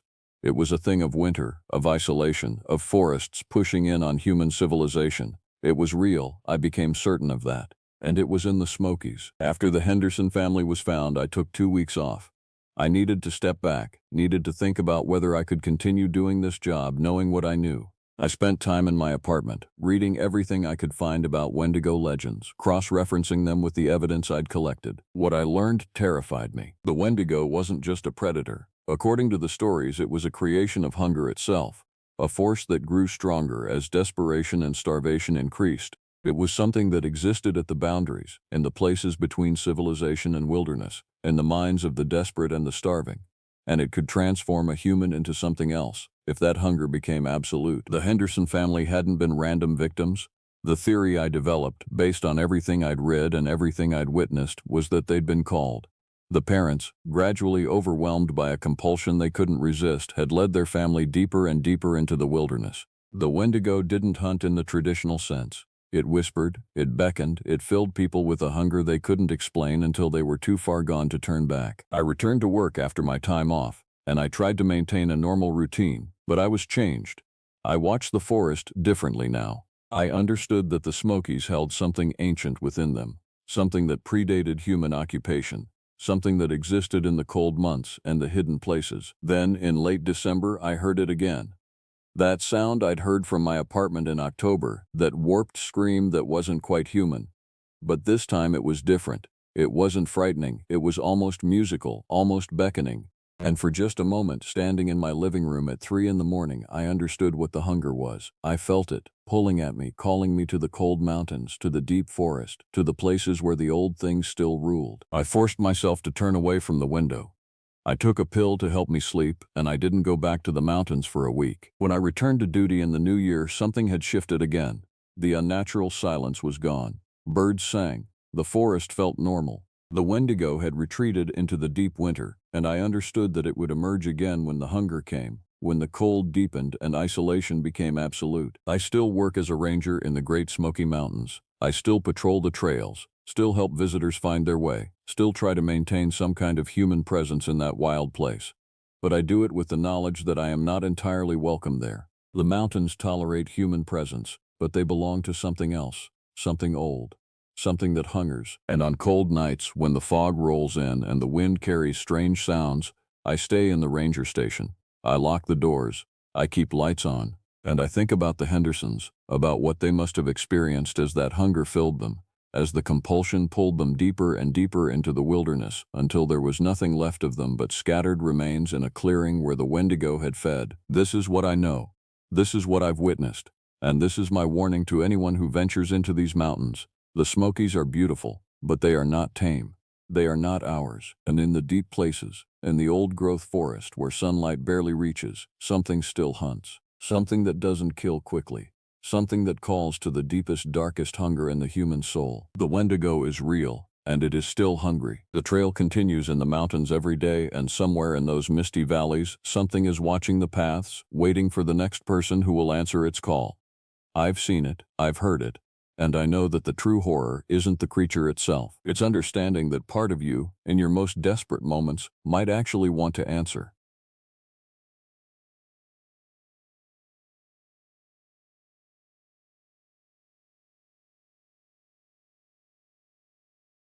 My name is Gabriel Carter, and I've been a ranger at Shenandoah National Park for 12 years. I'm writing this account because I need someone to understand what happened to me during the autumn of 2019, when everything I believed about the wilderness and my place within it was shattered beyond recognition. When I first took the job, I was 28 years old, fresh from forestry school and bursting with idealism about protecting nature and serving the public. Shenandoah seemed like paradise to me, a vast stretch of Virginia wilderness where the Blue Ridge Mountains rose like ancient sentinels, and the forests held secrets that no textbook could teach. The park sprawled across 196,000 acres, a labyrinth of trails and hidden valleys where most visitors never ventured beyond the paved overlooks and main highways. I worked primarily on the eastern side of the park, maintaining trails in the Limberlost area and conducting evening patrols along the backcountry routes.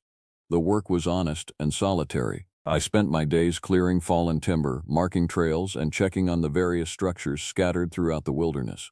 At night, I'd patrol on foot or by vehicle, watching for illegal camping, poaching, and the occasional lost hiker. Most rangers will tell you that the real job is about 90% bureaucracy and community relations, but I managed to carve out a life that was mostly about being alone in those mountains. For 12 years, that solitude never bothered me. In fact, I sought it out. The mountains were my sanctuary, my escape from the noise and complications of the world below. I could spend hours walking the trails at dawn, watching the mist rise from the valleys as the sun painted the ridges gold. I knew every major trail system, every shelter, every water source. I prided myself on that knowledge. I was the kind of ranger who could navigate in the dark, who knew which plants were edible, which sounds meant danger, and which ones meant nothing at all. That changed in late September 2019. I was assigned to investigate a series of unusual incidents reported by visitors and other rangers. Nothing dramatic. Just reports of strange vocalizations at night, some unexplained animal remains found near the backcountry shelters, and a few instances of hikers who seemed disoriented or confused when they encountered something in the woods that they couldn't quite describe. Most of these incidents were in the eastern section of the park, particularly around the Old Rag area and the trails that wound through the Shenandoah Valley. My supervisor, Mark Hendricks, called me into his office one afternoon in late September. Mark was a career ranger, about 15 years my senior, and he didn't waste time with pleasantries. "Carter, I need you to do a detailed survey of the backcountry shelters," he said, sliding a folder across his desk. "We've had some complaints. Hikers are finding signs of disturbance. Nothing stolen, nothing major, but weird." "Weird how?" I asked, flipping through the incident reports. "The shelters are being trashed sometimes. Not like vandalism, like something got into them. Shelves knocked over, supplies scattered. But the actual damage doesn't match what you'd expect from a bear. And the ones that have been hit, they're in places where bears shouldn't be during this time of year." He paused, rubbing his eyes. "Probably teenagers, probably nothing. But I need you to check them all, reinforce the ones that need it, and look for anything that might explain what's going on." It seemed like routine maintenance work, the kind of thing I'd done 100 times before.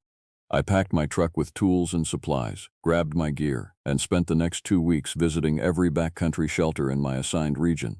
Most of them were fine. A few showed signs of minor disturbance. A bear got into one. Another had been used by unauthorized campers. But Mark was right. The damage patterns didn't match typical animal behavior, and some of the marks on the wooden frames looked almost deliberate, as if something had been methodically testing the structure, looking for weakness. By early October, I'd visited all the major shelters. I found nothing that particularly alarmed me, but I did notice something odd. In several locations, I found evidence of what seemed to be human footprints, but they were strange, too large in some places, misshapen in others. I chalked it up to erosion, shadows, and the way dirt compresses differently when wet. I'd worked in these mountains long enough to know that your mind can play tricks on you when you're alone in the wilderness. The real investigation started when I was asked to do a night patrol on October 4th. This wasn't unusual in itself.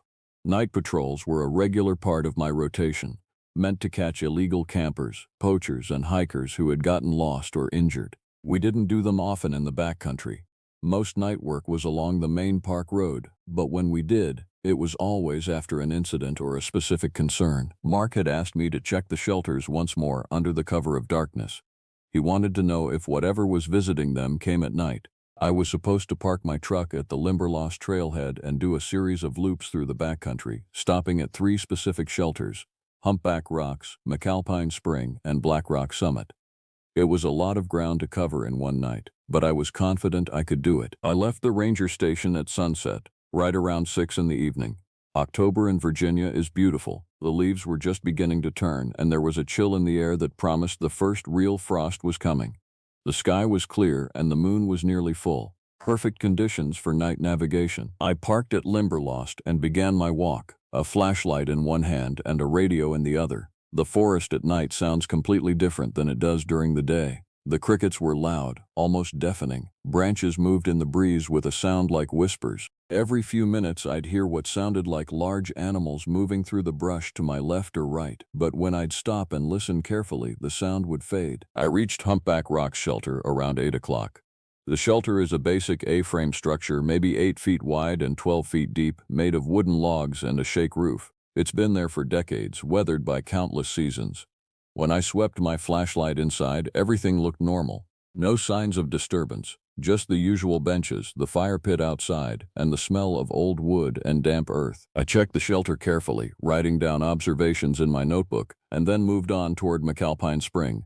This was a longer walk, maybe 3 miles, and it took me another hour and a half of hiking through dark forest. My flashlight cut a narrow tunnel through the darkness, and I tried not to think too hard about what might be just outside that tunnel, watching from the shadow. It was closer to 10 o'clock when I reached McAlpine Spring. This shelter is smaller than Humpback Rocks, more isolated, tucked into a small valley where a natural spring feeds into the creek. It's one of my favorite spots in the park during the day. At night, it feels different, more remote, more enclosed. As I approached, I noticed something immediately. The door to the shelter, and yes, this one actually has a basic wooden door, was hanging partially open. That was unusual. The doors were supposed to be latched. I pulled out my flashlight and stepped carefully, my hand moving instinctively to the bear spray on my belt. "Hello? Ranger check. Is anyone here?" I called out, as I always did when approaching a shelter. No one answered. When I stepped inside, I found the shelter completely ransacked. The sleeping platform had been overturned. Canvas bags were scattered across the floor. A metal storage box that was bolted to the wall had been ripped partially from its moorings, the bolts twisted and bent. But here's what made my skin crawl. There were marks on the walls. Long, parallel gouges in the wood, like something with claws had dragged them down from the rafters. The marks were too far apart to be a bear, too deliberate, too almost intelligent in their placement. I photographed everything with my camera, my hands beginning to shake slightly. I told myself it was just adrenaline, the normal reaction to finding unexpected damage. I radioed Mark to report the vandalism, and he told me to continue my patrol and we'd investigate further the next day. But something had shifted. My comfortable certainty about this being a simple case of teenagers or a bear was fading, and I hadn't even reached the third shelter yet. The walk to Black Rock Summit took another hour and a half. By the time I was getting close, it was past midnight. The moon was high now, almost obscenely bright, casting everything in shades of silver and black. I could see the trail clearly without my flashlight, so I turned it off to save batteries and let my eyes adjust to the moonlight. That was my first mistake. As I walked, I became increasingly aware of a sound following me. Something moving parallel to the trail, always just slightly ahead or behind, always on the edge of where my moonlit vision could reach. At first, I tried to convince myself it was a deer or a coyote. This is Virginia, not wild country, I thought. Just because you're in the mountains doesn't mean you're in the real wilderness. There are houses just beyond the park boundaries. This isn't Africa. This isn't some remote corner of the world. But something in my gut wasn't buying that reassurance. I sped up my pace, and the sound sped up too. I slowed down, and it slowed down. When I stopped completely, the sound stopped as well. But I could sense it nearby, waiting, watching. My hand moved to the bear spray again, though I knew bear spray was probably useless if something wanted to actually approach me. Bears are deterrents. They're usually more afraid of you than you are of them. This didn't feel like a bear. I turned on my flashlight to check the time and saw it was 12:47 a.m. The Black Rock Summit shelter was still another 40 minutes away. I quickened my pace, my breath beginning to come faster. The sound in the brush intensified, no longer trying to hide its presence. Whatever it was matching my pace step for step. Then I heard something that made me stop in my tracks. It was a sound like a human voice, but not quite. A vocalizations that started as a growl and shifted into something almost like a laugh, guttural, wrong, like a throat trying to produce sounds it wasn't built to make. I spun around, flashlight up, bear spray unclipped and ready. The beam of my flashlight caught something for just a fraction of a second. A shape, possibly human-sized, moving quickly away through the trees. Then it was gone. I didn't finish my patrol that night. I turned around and walked back the way I'd come, moving as quickly as I could without breaking into an open run. I told myself I was being reasonable, exercising caution in unusual circumstances. I told myself I'd report what I'd seen to Mark, and we'd figure it out in the daylight. Reasonable, logical, professional. But my heart was hammering against my ribs, and I kept turning around to make sure nothing was following me. And though I never saw it again that night, I could swear I heard that sound one more time before I made it back to the trailhead. A sound like laughter, carrying through the cold October air, echoing off the ridges of the Shenandoah Valley. By the time I reached my truck at 2:30 a.m., I was completely wired. I sat in the cab for a long time, hands shaking as I filled out my incident report. I told Mark it was probably a coyote with a respiratory infection, something that would explain the unusual vocalization. I didn't mention the shape I'd seen, or the way my instincts had screamed at me that something was very, very wrong. Mark accepted my report without comment, though I thought I saw something flicker across his face when I mentioned the sound. But he didn't press for more details, and I didn't offer them. That night marked the beginning of the end of my comfortable tenure as a ranger at Shenandoah National Park. Because that thing in the woods, the one that had followed me through the darkness, had marked me in some way. And it would come for me again. The next few days were strange and unsettling in ways I couldn't quite articulate. I went through my regular ranger duties with a sense of disconnection, as if I was watching myself from outside my own body. The incident at McAlpine Spring was investigated, and Mark called in a few other rangers to help assess the damage. The general consensus was that it had been a bear, despite my private doubts, and they reinforced the shelter and moved on. But I couldn't move on.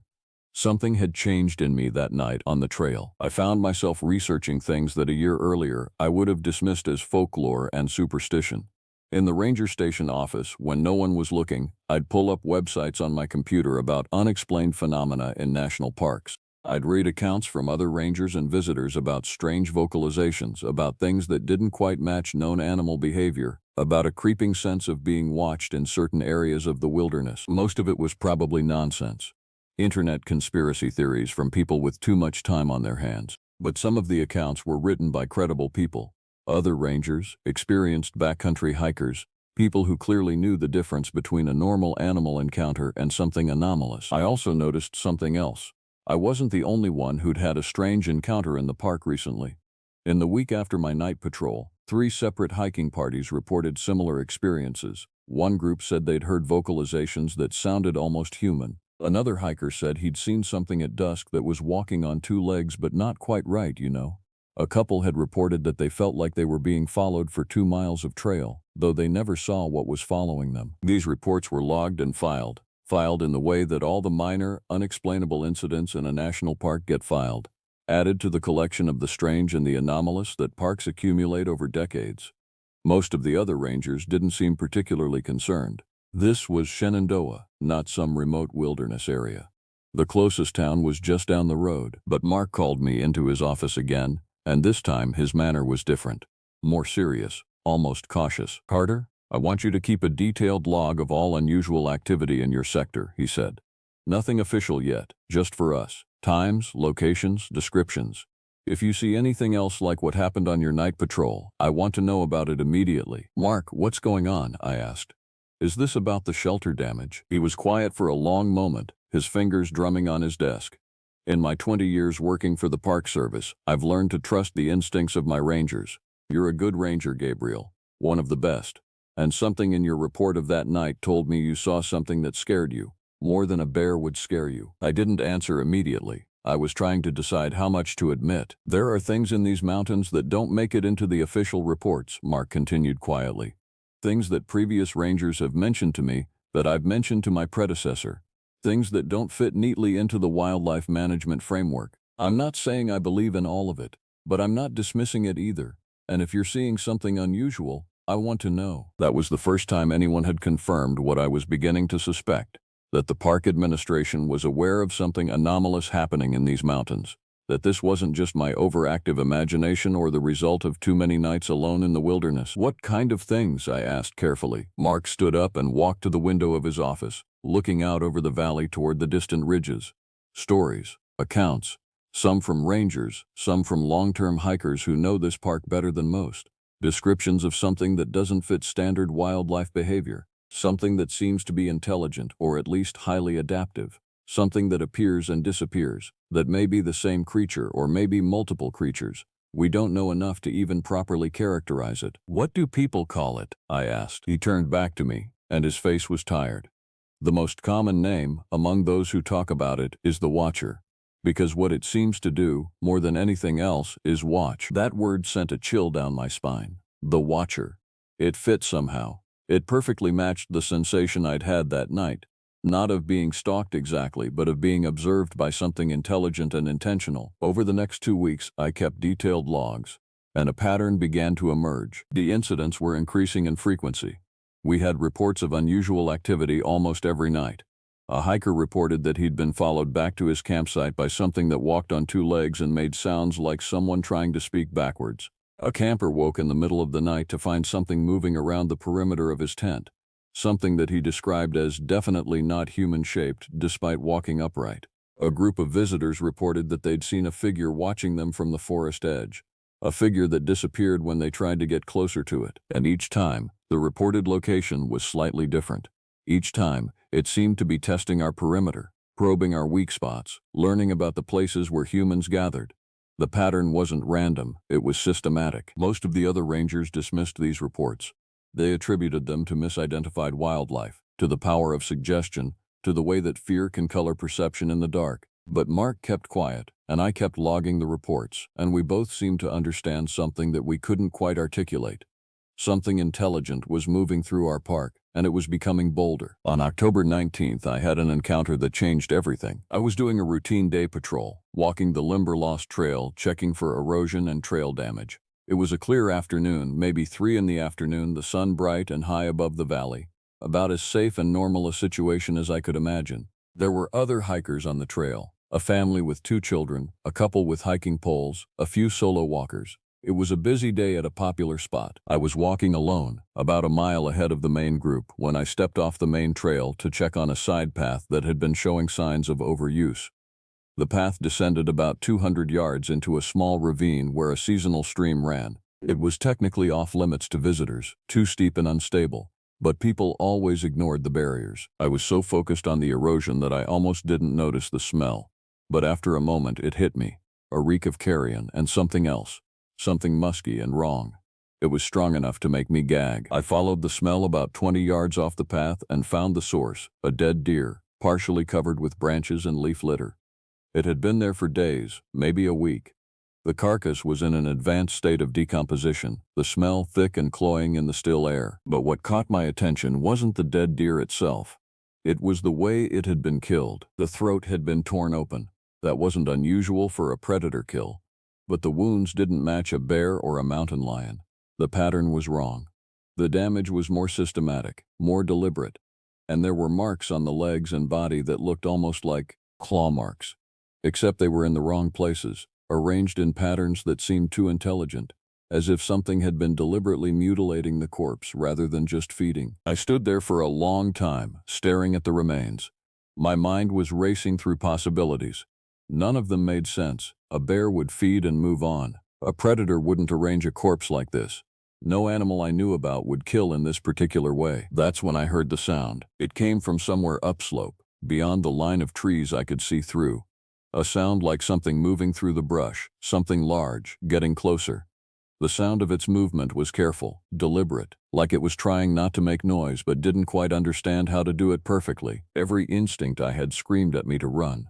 But I stood frozen, gripping the bear spray on my belt, trying to decide if I was overreacting. This was midday. There were other hikers a mile away on the main trail. Whatever this was, it was probably just an animal. Probably just a deer, or an elk, or the brush parted about 30 yards away, and I saw it. At first, I couldn't process what I was looking at. My brain didn't have a category for it. It was roughly human-shaped, maybe 6.5 feet tall, but nothing about it was quite right. The proportions were off. The limbs were too long. The way it held its body was strange, asymmetrical. Its skin, if it had skin, was mottled and dark, and it seemed to reflect the sunlight in odd ways. not quite reflecting light the way normal flesh does. But what really made me understand that something was deeply wrong was its face. For a moment, the creature turned slightly, and I saw its profile. The shape was wrong, the features were wrong. It was like looking at a human face that had been corrupted somehow, stretched and warped, as if something was wearing a human shape but didn't quite understand how humans were supposed to look. And then it noticed me. The moment its attention shifted to me, I moved. I've never moved faster in my life. I spun around and started running down the slope toward the main trail, crashing through the brush, not caring about noise or noise discipline or any of the careful fieldcraft I'd developed over 12 years of ranger work. Behind me, I heard it coming. Not running. The gait was wrong for running, but moving fast, moving with a terrible coordination that suggested multiple body parts moving at slightly different rhythms. I heard the crash of its passage through the forest, heard something like breathing but raspier. Wrong. I burst out onto the main trail, probably 75 yards ahead of where the family with children had been walking. They were still there, further along the path, maybe a quarter-mile away. I ran toward them, screaming for them to get back, to get away, to run for the trailhead. They didn't need to be told twice. They'd heard the creature emerging from the brush behind me. Whatever they saw in my face, in my behavior, convinced them instantly that this was serious. They started running too, herding the children toward the parking area. I ran after them, risking a glance over my shoulder. The creature had stopped at the edge of the trail. It stood there, motionless, watching us run. It made no move to follow. It just stood and watched, its head tilted slightly in a way that seemed curious, almost attentive, like it was studying us, noting our reactions, learning about how we behaved when we were afraid. The watcher, indeed. We made it back to the trailhead in what felt like seconds, though it probably took a few minutes of desperate running. The family piled into their car and sped away. I went straight to my truck and called Mark on the radio, my voice hoarse and shaking as I reported what had happened. Within 30 minutes, I was at the ranger station, being asked to make a full report. Mark listened to everything without interrupting. When I finished, he was quiet for a long time. That matches some other descriptions, he finally said, especially the face, the wrongness of the face. Mark, what are we dealing with? I asked. What the hell was that thing? He looked at me for a long time. I don't know, Gabriel, and that's the truth. I don't know what it is, where it came from, or why it's here, but I know that you're not the first ranger to see it, and I know that it seems to be getting bolder. We should call in the authorities, state police, someone from the Park Service Central Office. This is way beyond. And tell them what? Mark interrupted quietly. That there's a creature in the park that might be some kind of unidentified animal, or might be something else entirely. That we have descriptions from multiple people that don't match any known species? What happens to our credibility then? What happens to the park's reputation? He was right. I knew he was right, but I didn't want to admit it. In the modern world, in a national park surrounded by civilization, reporting something like this would just mark us as incompetent or crazy, or both. For now, Mark said, we maintain the official story. Unidentified animal, possibly dangerous. We advise visitors to be cautious, to avoid solo hiking in remote areas, to stay on marked trails, and we keep investigating, quietly. And what about the creature? What about tracking it, finding out where it goes? We do that, Mark said. But we're careful, and we're armed. Starting tomorrow, I want armed rangers on regular patrols in your sector. No more solo work. Not until we understand what we're dealing with. I agreed to everything. At that moment, I would have agreed to anything that reduced the chance of another face-to-face encounter with that thing in the forest. But even as Mark was making these reassuring plans, I could feel something else happening. I could feel a connection forming between that creature and me. We'd seen each other, we'd made eye contact, and I had the unsettling conviction that the watcher would remember that, would think about it, would come back. Because I realized, sitting in that ranger station office, that what had happened on the Limberlost Trail wasn't a random encounter. The creature had been there specifically, waiting in that ravine, watching. And when I'd stumbled into its presence, the reaction, or lack of reaction, had seemed almost deliberate. It had let me run. It had let me escape. The question that would plague me for the rest of October was simple. Why? The next 2 weeks were the most psychologically difficult of my life. After my encounter with the creature on the Limberlost Trail, I was removed from solo patrol duties and assigned to work with another ranger named Thomas. Thomas was a decent guy, about my age, competent and thorough, but having another ranger with me all the time didn't make me feel safer. If anything, it made things worse, because I was constantly aware of putting him in potential danger simply by being near me. There was something that I began to understand in those days, something that Mark seemed to already know but couldn't quite articulate. The creature, the watcher, wasn't just wandering randomly through the park. It was focused on something, or someone. And as much as I hated to admit it, I was starting to believe that it was focused on me. The signs were subtle at first. I'd be at home in the evening, sitting in my apartment a few miles outside the park boundaries, and I'd have the sensation of being watched. I'd look out the window into the darkness and see nothing, but the feeling wouldn't go away. I started installing motion sensor lights around the perimeter of my property. The lights would go off at random times during the night, and when I checked the security camera footage, I'd see nothing but darkness and the occasional passing car. Other rangers reported similar experiences. One of them, a ranger named Jessica who worked in a different sector, told me that she'd woken in the middle of the night several times to the sound of something scratching at her window. Her apartment was on the second floor. When she looked out, there was nothing there. But the scratches were real. Deep gouges in the window frame, as if something with claws had been trying to work its way in. By the end of October, we'd had to install extra security lighting at the ranger station itself. There were incidents where flashlights, tools, and other equipment would go missing from the secure storage areas, and several rangers reported the same thing I was experiencing. The feeling of being watched, even when in groups, even in well-lit areas. Mark finally called a closed meeting of all the rangers on staff. This was unusual. We normally worked fairly independently, coordinating only as necessary. But this morning, everyone was assembled in the break room with the doors closed. "I'm going to tell you something," Mark began without any preamble, "and I want you to listen carefully, because I'm only going to say it once. Some of you already know parts of this. Some of you will think I'm crazy, but I need all of you to understand what we're dealing with." He went on to tell the history of the Watcher, as much as could be pieced together from decades of ranger accounts and visitor reports. The creature had been documented in some form for at least 30 years, though the accounts were scattered and often dismissed as unreliable. But when you started collecting them, a pattern emerged. It appeared primarily in autumn, though there were occasional sightings in summer and spring. It seemed to be a solitary creature, though there were a few reports that suggested there might be more than one. It was highly intelligent. That was the only explanation for its behavior patterns. It seemed to be observing human behavior, testing our responses, learning about our capabilities and limitations. And most disturbing, it seemed to be capable of mimicry. Mark described a series of incidents from the 1990s, before most of us on staff had even been hired.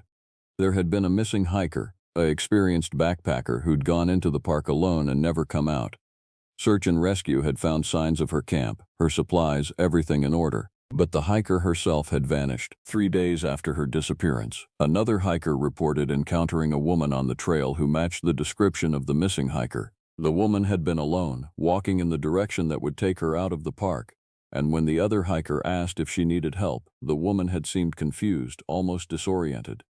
The hiker had offered to escort her to the ranger station, but something had made the hiker hesitate.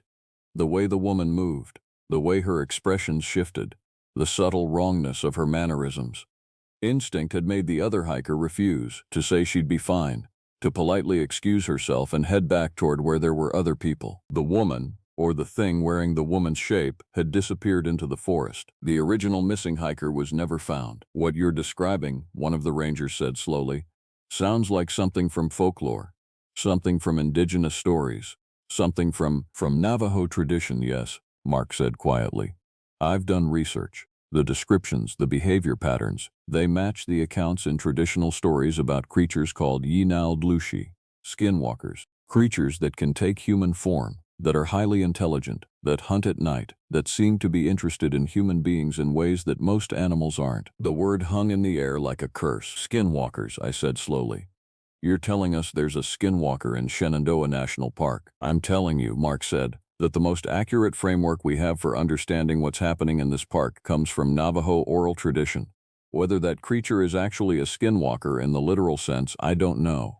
Maybe it's an animal that exhibits similar behavior patterns. Maybe it's something entirely unknown.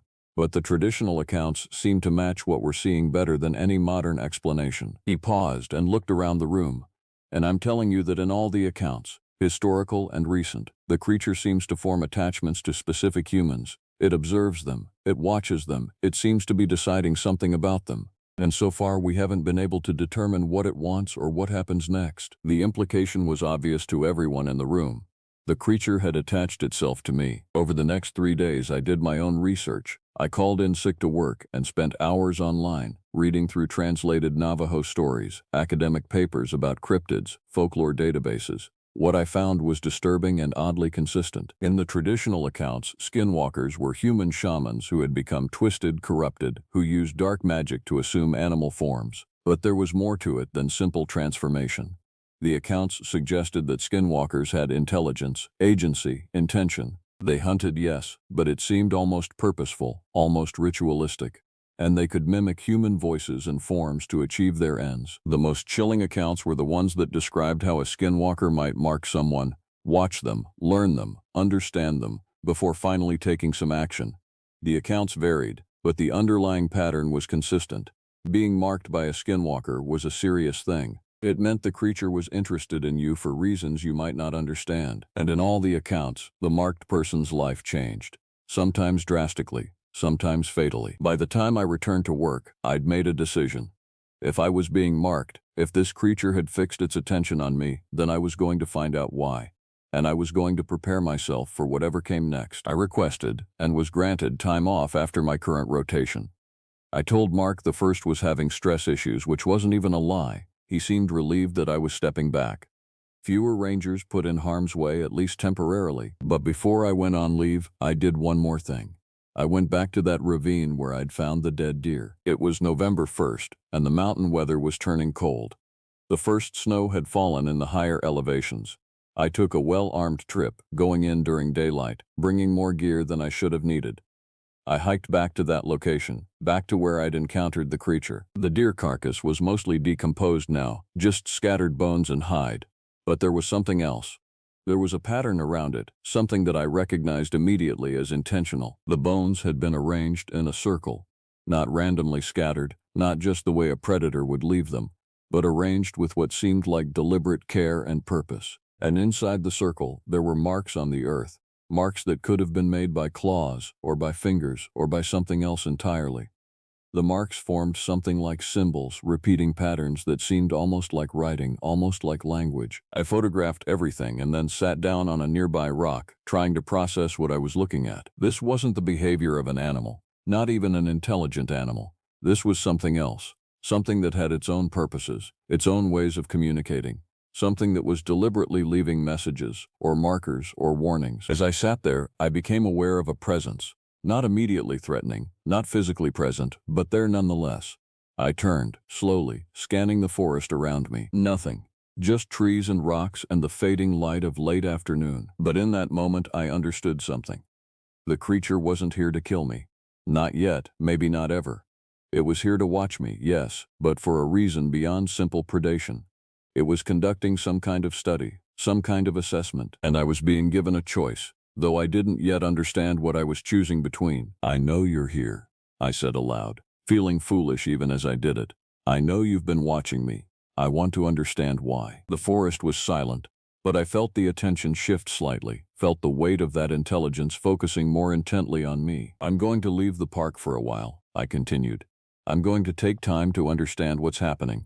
And when I come back, I'm going to figure out what you want." I stood and walked back toward the trailhead, not running, not hurrying, just walking, calmly, back toward civilization and normalcy and the comfortable fiction that the world was rational and explicable. Behind me as I walked, I swear I heard something. A sound like a breath, a sound like acknowledgement. I spent the month of November in my apartment, barely leaving except for necessities.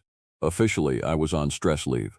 Unofficially, I was conducting an investigation that violated every principle of rational thinking and scientific inquiry. I continued my research into folklore, into Navajo traditions, into the reported behavior of entities that the Native American peoples of this continent had known about for generations. The more I read, the more a picture began to form. These creatures, skinwalkers, or things close enough to deserve the name, weren't random aberrations. They were part of a larger ecosystem of unexplained phenomena that existed on the margins of our civilization. But what struck me most profoundly was something I found in an obscure academic paper, written by an indigenous anthropologist about the spiritual significance of these creatures. The paper suggested that skinwalkers, in the traditional understanding, weren't purely evil or malicious. They were transgressive, yes. They broke taboos, but they also served a function in the traditional worldview. They were reminders of the boundary between the civilized and the wild, between the known and the unknowable. And sometimes, the paper suggested, they came to humans not to hunt them, but to choose them, to mark them as someone who could exist in both worlds, the world of human civilization and the world of the wild, the untamed, the ancient. I don't know if that's true. I don't know if the creature that had been watching me had any such noble purpose in mind. But as November progressed, something shifted in my understanding. I started to dream. Every night, I would find myself back in those mountains, walking the trails I knew so well. But in the dreams, they were different. The landscape was the same, but it was corrupted somehow, twisted, transformed into something older and stranger. And always, at some point in the dream, I would see the creature. But in the dreams, it was different too. In the dreams, it was clearer, more defined. And sometimes, in the dreams, I could almost understand what it was trying to communicate. There was a compulsion in those dreams, a pull, an urgency. On November 15th, after a night of particularly vivid and disturbing dreams, I called Mark. "I want to come back," I said. "I want to return to active duty." Mark didn't try to talk me out of it. Maybe he understood that something had shifted, that my conversation with this entity was reaching a critical juncture. Or maybe he simply needed more rangers on staff to deal with the increasing incidents. By the time I returned to the park, it was late November. The weather had turned genuinely cold. The first real snow had fallen, and the park was transitioning into its winter mode. Most visitors were gone, the casual hikers and tourists replaced by the hardy few who came to experience the mountains in their starkest form, and the incidents had intensified. There had been a break-in at the ranger station. Nothing major had been stolen, but someone or something had gotten past the locks and the security systems. It had gone into the secure file room and had pulled out every single report we had about anomalous incidents in the park. The files had been scattered, their contents arranged on the floor in patterns that seemed almost deliberate. A hiker had been found wandering near the park boundary, suffering from severe hypothermia and unable to explain where he'd been or how he'd gotten so far from the trail. He had no memory of the preceding 6 hours. Another incident, a park maintenance worker had reported that the chain-link fence surrounding our equipment storage area had been torn open, and large sections of it had been rearranged on the ground to form geometric patterns. All of this in the space of 2 weeks while I'd been on leave. Mark pulled me aside on my first day back. "I need you to know something," he said, looking more exhausted than I'd ever seen him. "Whatever that thing wants from you, I think it's coming to a head. I can feel it. The activity levels are increasing exponentially. The patterns are becoming more obvious. Whatever is happening in this park, it's building towards something. What do you want me to do?" I asked. "I want you to be the bridge," Mark said. "You've been marked by this thing. You understand it better than any of us. I want you to go back into those mountains and see if you can figure out what comes next. Whether it's going to attack, whether it's going to leave, or whether it's going to do something else entirely." It was an insane request. It was also exactly what I wanted to do. 2 days later, on November 28th, I was back on the mountain. I hiked into the wilderness alone, armed only with minimal supplies and a knife. No bear spray, no emergency beacon, nothing that would create a barrier between myself and whatever I was about to encounter. I wanted to be vulnerable. I wanted the creature to know that I was coming willingly, that I understood what might happen. I spent the entire day hiking through the high country, moving toward the remote areas of the park where incidents had been most frequently reported. As the sun began to set, I came to a small lake that I knew, a pristine alpine pool surrounded by rocky shores. There was a flat area on one side where I could build a camp. I built a fire. I made tea. I sat and waited for darkness to fall completely. The night was clear and cold. The stars were unbelievably bright, visible in numbers that I rarely saw from within the park itself. The Milky Way stretched across the sky like a river of light, and then I heard it. The sound of movement, the soft footfall of something large and careful approaching my camp. But this time I didn't run. This time I stood slowly and turned to face it. The creature emerged from the darkness just beyond the light of my fire. It moved with that strange, slightly wrong gait that I'd come to recognize. It was even larger than I'd remembered, maybe 7 feet tall, its form only partially visible in the flickering light. And I looked at it, really looked at it. Not just seeing the obvious wrongness and alien nature, but actually trying to perceive what it was, what it wanted. For a long moment, we simply observed each other.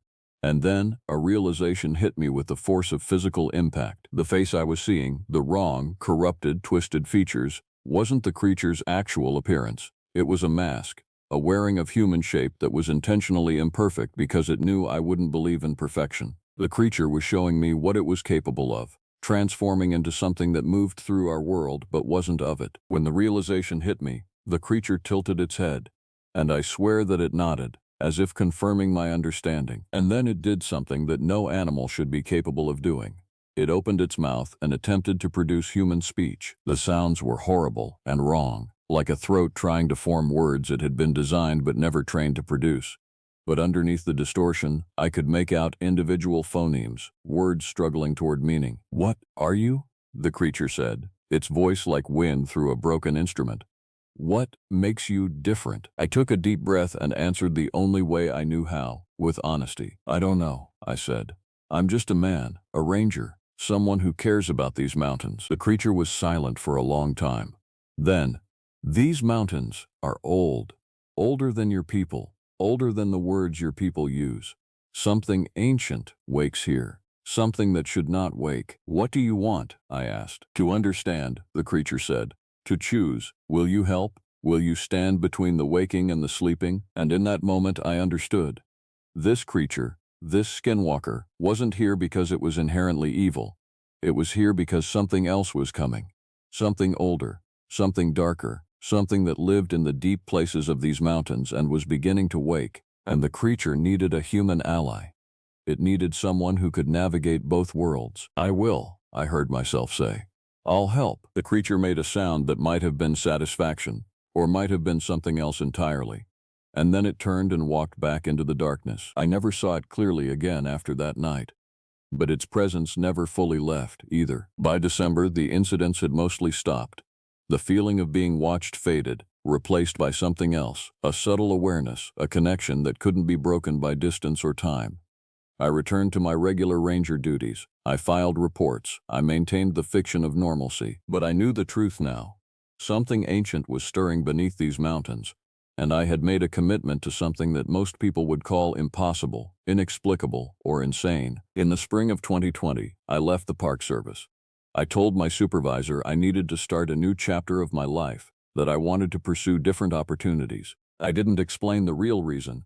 I needed to be free to investigate what was happening in these mountains without the constraints of official duties and rational explanations. I moved to a cabin about an hour outside the park boundaries, and I began to document everything I could learn about the ancient entity that was waking beneath Shenandoah. Because whatever is coming, whatever has been sleeping in the depths of these Virginia ridges for centuries or millennia, it will need someone who understands both the modern world and the old ways. It will need someone like me. And the skinwalker, the creature I call the Watcher, continues to visit.